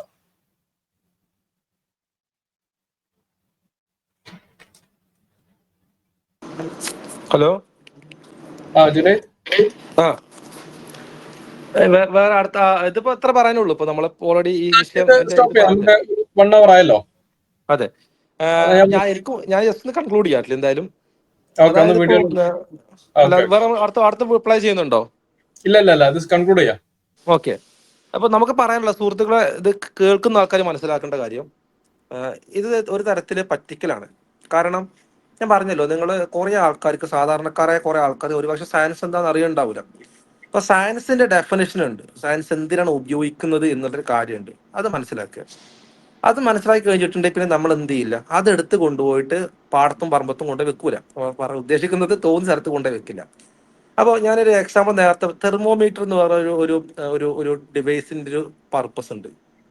അത് നമ്മൾ അതിനെ ഉപയോഗിക്കുന്നത്, ആരെങ്കിലും പറയാണ് തെർമോമീറ്റർ ഉപയോഗിച്ചുകൊണ്ട് ചന്ദ്രൻ എന്ന് പറഞ്ഞ ഉപഗ്രഹത്തിനെ കുറിച്ച് റിസർച്ച് ചെയ്യണം എന്ന് പറഞ്ഞാൽ തെർമോമീറ്ററിന്റെ യൂസ് അതല്ല, അത് അവിടെ ടെലിസ്കോപ്പാണ് യൂസ് ചെയ്യുന്നത്. രണ്ട് വ്യത്യാസമുണ്ട്, രണ്ട് സാധനം. അപ്പൊ ഇങ്ങനെ ഓരോ ടൂളും എന്തിനാണ് ഉപയോഗിക്കുന്നത് എന്നുള്ള മിനിമം കാര്യം എല്ലാവരും പഠിക്കാൻ ശ്രമിക്കണം. അത് ഇമ്പോർട്ടൻ്റ് ആണ്. നമ്മുടെ സയൻസിൽ വിദ്യാർത്ഥികളെല്ലാം ഇമ്പോർട്ടൻ്റ് ആയി മനസ്സിലാക്കേണ്ട കാര്യമാണ് സയൻസ് എന്താണെന്നുള്ള ഡെഫിനിഷൻ, അത് എന്തിനാണ് ഉപയോഗിക്കുന്നത് എന്നുള്ളത്. ഇനി മതമായി ബന്ധപ്പെട്ട വിഷയങ്ങൾ അഡ്രസ്സ് ചെയ്യുമ്പോൾ, ഇപ്പൊ നമ്മൾ എന്ത് കാര്യം നമ്മൾ അഡ്രസ്സ് ചെയ്യുന്ന സമയത്തും, ഇപ്പോൾ ഒരു എക്സാമ്പിൾ ഒരാൾ പറയാണ്, ഞാൻ ഒരു ഏത്യസ്റ്റിനോട് പറയാണ്, നീ റൂട്ടിൽ പോയിട്ട് വഴിയിൽ പോയിട്ട് ഒരു കല്ല് വെക്കിക്കൊണ്ടുപോകാന്ന് പറയാം. ഇപ്പൊ ഈ മണ്ട കൊണ്ടുവരുന്നത് ഒരു മാങ്ങാണ്ടിയാണ്. അപ്പൊ ഞാൻ അവനോട് പറയണം, നീ ഇത് മാങ്ങാണ്ടിയാണ്, ഇത് കല്ലല്ല എന്ന് പറയുമ്പോൾ അപ്പൊ ഇവൻ പറയാം, അത് എനിക്കറിയില്ല. അപ്പൊ എന്താണ്, ഈ കല്ല് പെറുക്കാൻ പോകുന്നതിന് മുമ്പ് ഈ ഒരു കാര്യം ചോദിക്കണം. അറിയില്ലെങ്കിൽ എന്താണ് കല്ല് എന്ന് ചോദിച്ചാൽ കല്ല് ഇന്ന സാധനമാണെന്ന് പറഞ്ഞു തരും. അതാണ് ഡിഫൈൻ ചെയ്യണം. ഒരു സംഭവം നമ്മൾ പെറുക്കാൻ പോകുമ്പോഴും അതില്ല എന്ന് പറയുമ്പോഴും ഉണ്ട് എന്ന് പറയുമ്പോഴും ആ സാധനം എന്താണെന്ന് ഡിഫൈൻ ചെയ്യാൻ സാധിക്കണം. അപ്പൊ അത് ഇപ്പോൾ ദൈവം എന്താണെന്ന് ഡിഫൈൻ ചെയ്യാതെ, അറ്റ്ലീസ്റ്റ് സ്വന്തമായിട്ട് ഡെഫിനേഷൻ ഇല്ലാതെ പിന്നെ എന്ത് ചെയ്യരുത്, അത് ഇല്ല എന്നോ ഉണ്ടോ എന്ന് പറയാൻ നിൽക്കരുത്. ഇപ്പൊ ദൈവം ഇല്ല എന്ന് പറയാൻ പോകുന്ന ഒരാൾ, ക്രിസ്ത്യൻ സ്വഭാവം അതാ, എന്നാ ദൈവം ഇല്ല എന്ന് പറയും. അപ്പൊ നമ്മൾ തിരിച്ചു ചോദിക്കും, ഓക്കെ, ഇനി ഇപ്പൊ ഇല്ല എന്നുള്ള സംഭവം അല്ലേ, അതെന്താ അതൊന്ന് ഡിഫൈൻ ചെയ്ത്. അപ്പൊ അവർ തിരിച്ചു പറയും, ഇല്ലാത്ത സാധനത്തിന് എന്ത് പറയാൻ പറ്റും, എടാ അത് ഇല്ല എന്ന് പറഞ്ഞ സാധനത്തിന് എന്താ ഡെഫിനിഷൻ, ആ ഡെഫിനിഷൻ പറ. അങ്ങനെ അത് പറയാം. അത് മിനിമം ഏറ്റവും അടുത്ത കാര്യം, നമ്മൾ ഒരു കാര്യം ഇല്ല എന്ന് പറയുമ്പോഴോ ഒരു കാര്യം നമ്മൾ ചെക്ക് ചെയ്യാൻ പോകുമ്പോഴോ അതെന്താണ് ഡെഫിനിഷൻ, അതിന് പ്രോപ്പർ ഡെഫിനിഷൻ മനസ്സിലാക്കണം. ഈ നേരത്തെ പറഞ്ഞ ആ ടൂള് ഈ ഡെഫിനിഷൻ ഈ പറഞ്ഞ ഒരു സാധനത്തിനകത്ത് വർക്ക് ചെയ്യുമോ ഇല്ലയോ എന്നുള്ളത് അടുത്ത് നോക്കണം. അല്ലാതെ എല്ലാ സ്ഥലത്തും ഈ സയൻസ് കൊണ്ടുപോയിട്ട് പ്രതിഷ്ഠിക്കരുത്, അങ്ങനെ ഒരു മണ്ടത്തരം കാണിക്കരുത്. കാരണം ലോകത്തിൽ ഒരുപാട് സയന്റിസ്റ്റുകൾ വിശ്വാസികൾ, അപ്പൊ ഒരുപാട് വീഡിയോസ് നമ്മൾ കാണാറുണ്ട്. ഇപ്പൊ BBC-യുടെ ഒക്കെ ഇന്റർവ്യൂസ് ഒരുപാട് സയന്റിസ്റ്റുകൾ അവർ പറയുന്നത് ദൈവം ഉണ്ട് എന്നുള്ളത് അവർ പൂർണ്ണ വിശ്വസിക്കുന്നു. മതവിശ്വാസികളാണോ അല്ലെന്നുള്ള വേറെ question. But still they believe in A God. Okay, ഒരു ക്രിയേറ്റർ, ഒരു അതോറിറ്റി, ഒരു ഹയർ പവർ, ഡിസൈനർ, ഇന്റലിജന്റ് ബീയിങ്ങിൽ അവർ വിശ്വസിക്കുന്നുണ്ട്. ഇപ്പൊ അടുത്തൊരു കാര്യം മനസ്സിലാക്കേണ്ടത്, ദൈവത്തിന്റെ സൃഷ്ടിപ്പ് ഇസ്ലാമുമായി ബന്ധപ്പെട്ട വിഷയങ്ങൾ നിങ്ങൾ നേരത്തെ പറഞ്ഞ കാര്യം, ഏതൊരു ഒരു കാലഘട്ടം 3000-6000 വർഷം എന്ന് പറഞ്ഞാൽ അതൊക്കെ ബൈബിള്, നിങ്ങളത് മുസ്ലിംസിനെ അറ്റാക്ക് വരുമ്പോൾ നിങ്ങൾ മനസ്സിലാക്കുക, നിങ്ങൾ കൊണ്ടുവരുന്ന ഗ്രന്ഥം ചട്ട നോക്കുക, ചട്ട തുറന്നു നോക്കുക. ചിലപ്പോൾ ചട്ട പുറത്ത് ഖുറാൻ എഴുതിയിട്ടുണ്ടാവും, ചിലപ്പോൾ അകത്ത് വല്ല ബാലരമയോ കഥാപുസ്തകങ്ങളായിരിക്കും. അപ്പൊ തുറന്നു നോക്കുക, അതിന്റെ അകത്ത് എന്താണ് എഴുതിയിട്ടുള്ളത്, ഖുറാൻ തന്നെയാണെന്ന് വെരിഫൈ ചെയ്യണം. അപ്പൊ ഖുർആന്റെ അകത്ത് അല്ലെങ്കിൽ ഹദീസുകൾക്കകത്ത് സ്ഥിരമാക്കപ്പെട്ട സ്വഹീഹ ഹദീസുകൾക്കകത്തൊന്നും തന്നെ ഈ 6000 വർഷത്തിലെ കഥയൊന്നും പറയുന്നില്ല. അപ്പൊ അത്തരം വാദങ്ങൾ കൊണ്ട് വരാതിരിക്കാം. അപ്പൊ അത് ഞങ്ങളുടെ പേര് അടിച്ചേൽപ്പിക്കാതില്ല. പിന്നെ അടുത്ത കാര്യം, സയൻസ് നിങ്ങളുടെ കുടുംബത്തിന്റെ എന്തോ തറവാട് സ്വത്താന്നുള്ള വാദം കൊണ്ടുവരണ്ട, അത് വേറെ കാര്യം. നിങ്ങൾ മതവിശ്വാസികളെല്ലാം ഡോക്ടറെ കാണാൻ പോകുന്നുണ്ടല്ലോ, അതെന്താ നിങ്ങളാണോ സയൻസ് നിങ്ങളാണോ ഇതൊക്കെ കൊണ്ടുവന്നത്? ഇവിടെ കാലങ്ങളായിട്ട് ഒരാളുടെ തറവാട് സ്വത്തല്ല, മുസ്ലിങ്ങളതും അല്ല, ഏത്യസ്റ്റുകളതും അല്ല, ഹിന്ദുക്കളും അല്ല, ക്രിസ്ത്യൻസിന്റെ അല്ല, എല്ലാ മനുഷ്യരുടെയും എല്ലാവരുടെയും പ്രവർത്തന ഫലമായിട്ടാണ്, കാലങ്ങളായിട്ട് പ്രവർത്തന ഫലമായിട്ടാണ് ഈ സയൻസ് എന്ന് പറഞ്ഞ സ്റ്റഡി നമ്മൾ ഇത്രത്തോളം എത്തിച്ചിട്ടുള്ളത്. അല്ലാതെ ഇവിടെ ഒരാളും എന്റെ തറവാട് സ്വത്താണ് എനിക്ക് സ്ത്രീധനം കിട്ടിയെന്ന് പറഞ്ഞ് നടക്കണ്ട, ആ വാദമൊന്നും നമ്മൾ അക്സെപ്റ്റ് ചെയ്യില്ല. അപ്പൊ അത് മനസ്സിലായിക്കോ. അപ്പൊ ഇത് ഇത്ര മനസ്സിലായാലും ഇനിയിപ്പോ അടുത്തൊരു കാര്യം, മതം എന്ന് പറഞ്ഞാൽ എന്തിനാണ് ഉപയോഗിക്കുന്നത്, മതം എന്ന് പറഞ്ഞാൽ എന്തിനാണ്, മതം എന്ന് പറഞ്ഞാൽ മനുഷ്യൻ ഭൂമിയിൽ എങ്ങനെ ജീവിക്കണം, അവന് ലൈഫിലെ പർപ്പസ് എന്താണ് എന്നൊക്കെ മനസ്സിലാക്കിക്കൊണ്ട് ഒരു ആശയമാണത്. കൃത്യമായിട്ട് ഒരു ആശയം സ്വീകരിക്കുകയാണ് ചെയ്യുന്നത്. ആ ആശയത്തിൽ ഊന്നിക്കൊണ്ടാണ് ഓരോരുത്തർ ജീവിക്കുന്നത്. ഇനിയിപ്പോ നിങ്ങൾക്ക് മതം ഇല്ല എന്ന് പറഞ്ഞാലും ടെക്നിക്കലി നിങ്ങൾ മതം സ്വീകരിച്ച ആൾക്കാരാണ്. ടെക്നിക്കലി എന്തുകൊണ്ട് പറയുകയാണെങ്കിൽ, ഒരു ഏത്യസ്റ്റ് പറയുകയാണെങ്കിൽ ഞാൻ എൻ്റെ ഇഷ്ടത്തിന് ജീവിക്കും, ഞാൻ അല്ലെങ്കിൽ ഞാൻ ഒരു ഫ്രീ തിങ്കർ പറയാണ്, ഞാൻ എനിക്ക് തോന്നിയ പോലെ ജീവിക്കും, എൻ്റെ മനസ്സ് എന്ത് പറയുന്നു സബ്ജക്റ്റീവായിട്ടുള്ള മൊറാലിറ്റി അഡ്രസ് ചെയ്തുകൊണ്ട് സബ്ജക്റ്റീവായിട്ട് ജീവിക്കും. ഒരാൾ പറയുകയാണെങ്കിൽ അതിനെ ഖുർആൻ അഡ്രസ് ചെയ്യുന്നത്, ഇസ്ലാം അഡ്രസ് ചെയ്യുന്നത് എങ്ങനെ വെച്ചാൽ സ്വന്തം ഡിസയറുകളെ, സ്വന്തം താല്പര്യങ്ങളെ, സ്വന്തം ആഗ്രഹങ്ങളെയൊക്കെ ദൈവമാക്കി കണക്കാക്കുന്ന ആൾക്കാർ, അവർ ശിർക്ക് ചെയ്യുന്ന ആൾക്കാരാണ്. എന്ന് പറയുകയാണെങ്കിൽ നിങ്ങൾ ശിർക്ക് ചെയ്യുന്നത് അള്ളാഹുവിന് പകരം നിങ്ങൾ ചെയ്യുന്നത് ആരെയാണ്? ഇത്തരം നിങ്ങളെ തോന്നലുകളെയും ഇഷ്ടങ്ങളെയാണ് നിങ്ങൾ എന്ത് ചെയ്യണത്, നിങ്ങൾ ദൈവമാക്കി കണക്കാക്കുന്നത്, നിങ്ങൾ ഇലാഹായിട്ട് കണക്കാക്കുന്നത്. അപ്പൊ നിങ്ങളുടെ ആശയം എന്താണ്? അവിടെ നിങ്ങളുടെ ആശയം വരുന്നത്, ഞങ്ങൾ തോന്നിയ പോലെ ജീവിക്കും. അപ്പൊ ആ ആശയം പ്രശ്നമാണോ? പ്രശ്നമാണ്. അപ്പൊ ഞങ്ങൾ പറയും. ഇപ്പൊ മതവിശ്വാസം എന്ന് പറയും, മതവിശ്വാസം കൊണ്ട് എന്തെങ്കിലും പ്രശ്നം നിങ്ങൾക്ക് പറയാം, പക്ഷെ ഇല്ലാത്ത കാര്യങ്ങൾ മതവിശ്വാസികളുടെ മേലെ നിങ്ങൾ ആരോപിക്കാൻ നിൽക്കരുത്. അതുകൂടി മനസ്സിലാക്കുക. പിന്നെ നിങ്ങൾക്ക് അടുത്തൊരു കാര്യം പറയാനുണ്ട്, സഹോദരങ്ങൾ കേൾക്കുക. ഇതിൽ നമ്മൾ സയൻസ് പഠിക്കുമ്പോൾ സയൻസ് വെരി കോംപ്ലിക്കേറ്റഡ് ആയിട്ടുള്ള ഒരു സ്റ്റഡിയാണ്. നമുക്ക് ഓരോ കാര്യങ്ങളും, സെൽസ് ആയാലും ശരി, ഈവൻ സെല്ലും ഏറ്റവും ചെറുത് സെല്ലാണല്ലോ, സെല്ലും തുടങ്ങിയിട്ട് നമ്മളെ യൂണിവേഴ്സിന്റെ കോസ്മോളജിയെ കുറിച്ച് പഠിക്കുന്ന സമയത്തൊക്കെ വലിയ വലിയ രീതിയിലുള്ള പഠനങ്ങളൊക്കെ നടന്നുകൊണ്ടിരിക്കുന്ന പല മേഖലകളാണ്. വളരെ ഇൻട്രസ്റ്റിംഗ് ആണ്. ഇപ്പം കൊറോണ എന്ന് പറഞ്ഞൊരു മേഖല ഉണ്ട്. നമ്മളെ മറ്റേ കൊറോണ അല്ല കേട്ടോ, കൊറോണ എന്നൊരു മേഖലയുണ്ട്. നമ്മൾ സൂര്യന്റെ കുറച്ച് അകന്നു നിൽക്കുന്ന ഭാഗമാണ്. അതിന്റെയൊക്കെ സ്റ്റഡി നമ്മൾ നോക്കുകയാണെങ്കിൽ നമ്മളെന്താ അമേസിംഗ് ആയി പോകും. അത് തന്നെ അത്ഭുതമാണ്. അവർക്ക് സയന്റിസ്റ്റുകൾ പറയുന്നത് കൊറോണ എന്ന് പറയുന്ന റീജിയനിലാണ് ചൂട് കൂടുതൽ. ശരിക്കും ചൂട് കൂടേണ്ട എവിടെയാണ്? ഇപ്പൊ തീ ആണെങ്കിൽ തീയുടെ തൊട്ടടുത്താണ് ചൂട് കൂടേണ്ടത്. പക്ഷെ സൂര്യന്റെ ചൂട് കൂടിയ ഭാഗം സൂര്യൻ അകന്നു നിൽക്കുന്ന ഭാഗത്താണ്. അതൊക്കെ ഒരു സ്റ്റൈൽ. അപ്പൊ അവർ നോക്കുമ്പോൾ ഇത് സംതിങ് ഡിഫറെന്റ്. അപ്പൊ അവർ വീണ്ടും അതിനെക്കുറിച്ച് അഡ്രസ് ചെയ്യും, എങ്ങനെ കാരണം എന്തായിരിക്കാം, അപ്പൊ അവരത് പഠിക്കും. അപ്പൊ ഇങ്ങനെ യൂണിവേഴ്സിനെ കുറിച്ചുള്ള സ്റ്റഡി എന്നൊക്കെ പറഞ്ഞാൽ വളരെ വലുതാണ്.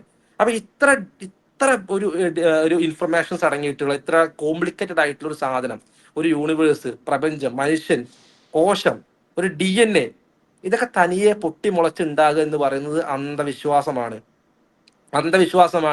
അതേപോലെ മാജിക്കിൽ വിശ്വസിക്കുന്ന ആൾക്കാരാണ് വിശ്വസിക്കുള്ളൂ. ഞങ്ങളെ സംബന്ധിച്ചിടത്തോളം കൃത്യമായിട്ട് ഒരു കാര്യം സംഭവിച്ചു കഴിഞ്ഞിട്ടുണ്ടെങ്കിൽ, ഒരു ഡിസൈൻ ഉണ്ടെങ്കിൽ, ഒരു ഡിസൈനർ ഉണ്ട് എന്നുള്ളത് തന്നെയാണ് വിശ്വാസം. അതാണ് ലോജിക്കല്.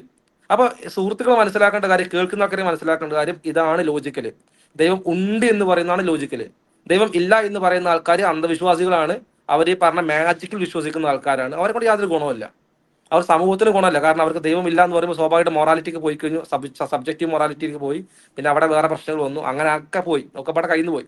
പക്ഷെ നമ്മളെ സംബന്ധിച്ചിടത്തോളം നിങ്ങൾ ഓരോരുത്തരും മനസ്സിലാക്കുക, ഈ പരിണാമ സിദ്ധാന്തം കൊണ്ടുവന്നാലോ അല്ലെങ്കിൽ സയന്റിഫിക് സ്റ്റഡി കൊണ്ടുവന്നാലൊന്നും ദൈവം ഇല്ല എന്ന് പറയാൻ പറ്റില്ല. ഞാൻ നേരത്തെ പറഞ്ഞ പോലെ ടെലിസ്കോപ്പിൽ കുറച്ച് ഫോട്ടോസ് എടുത്ത സമയത്ത്, ജെയിംസ് വെബ് ടെലിസ്കോപ്പിൽ കുറച്ച് ഫോട്ടോസ് എടുത്ത സമയത്ത് അതിൽ ദൈവം ഉണ്ടോ എന്ന് അന്വേഷിക്കുന്ന രീതിയിലേക്ക് തരം താഴ്ന്ന, ലോജിക് ഇല്ലാത്ത, ബുദ്ധി ഇല്ലാത്ത, അന്തമില്ലാത്ത, സയൻസ് അറിയാത്ത ഏത്തിസ്റ്റുകളായിട്ട് മാറരുത്.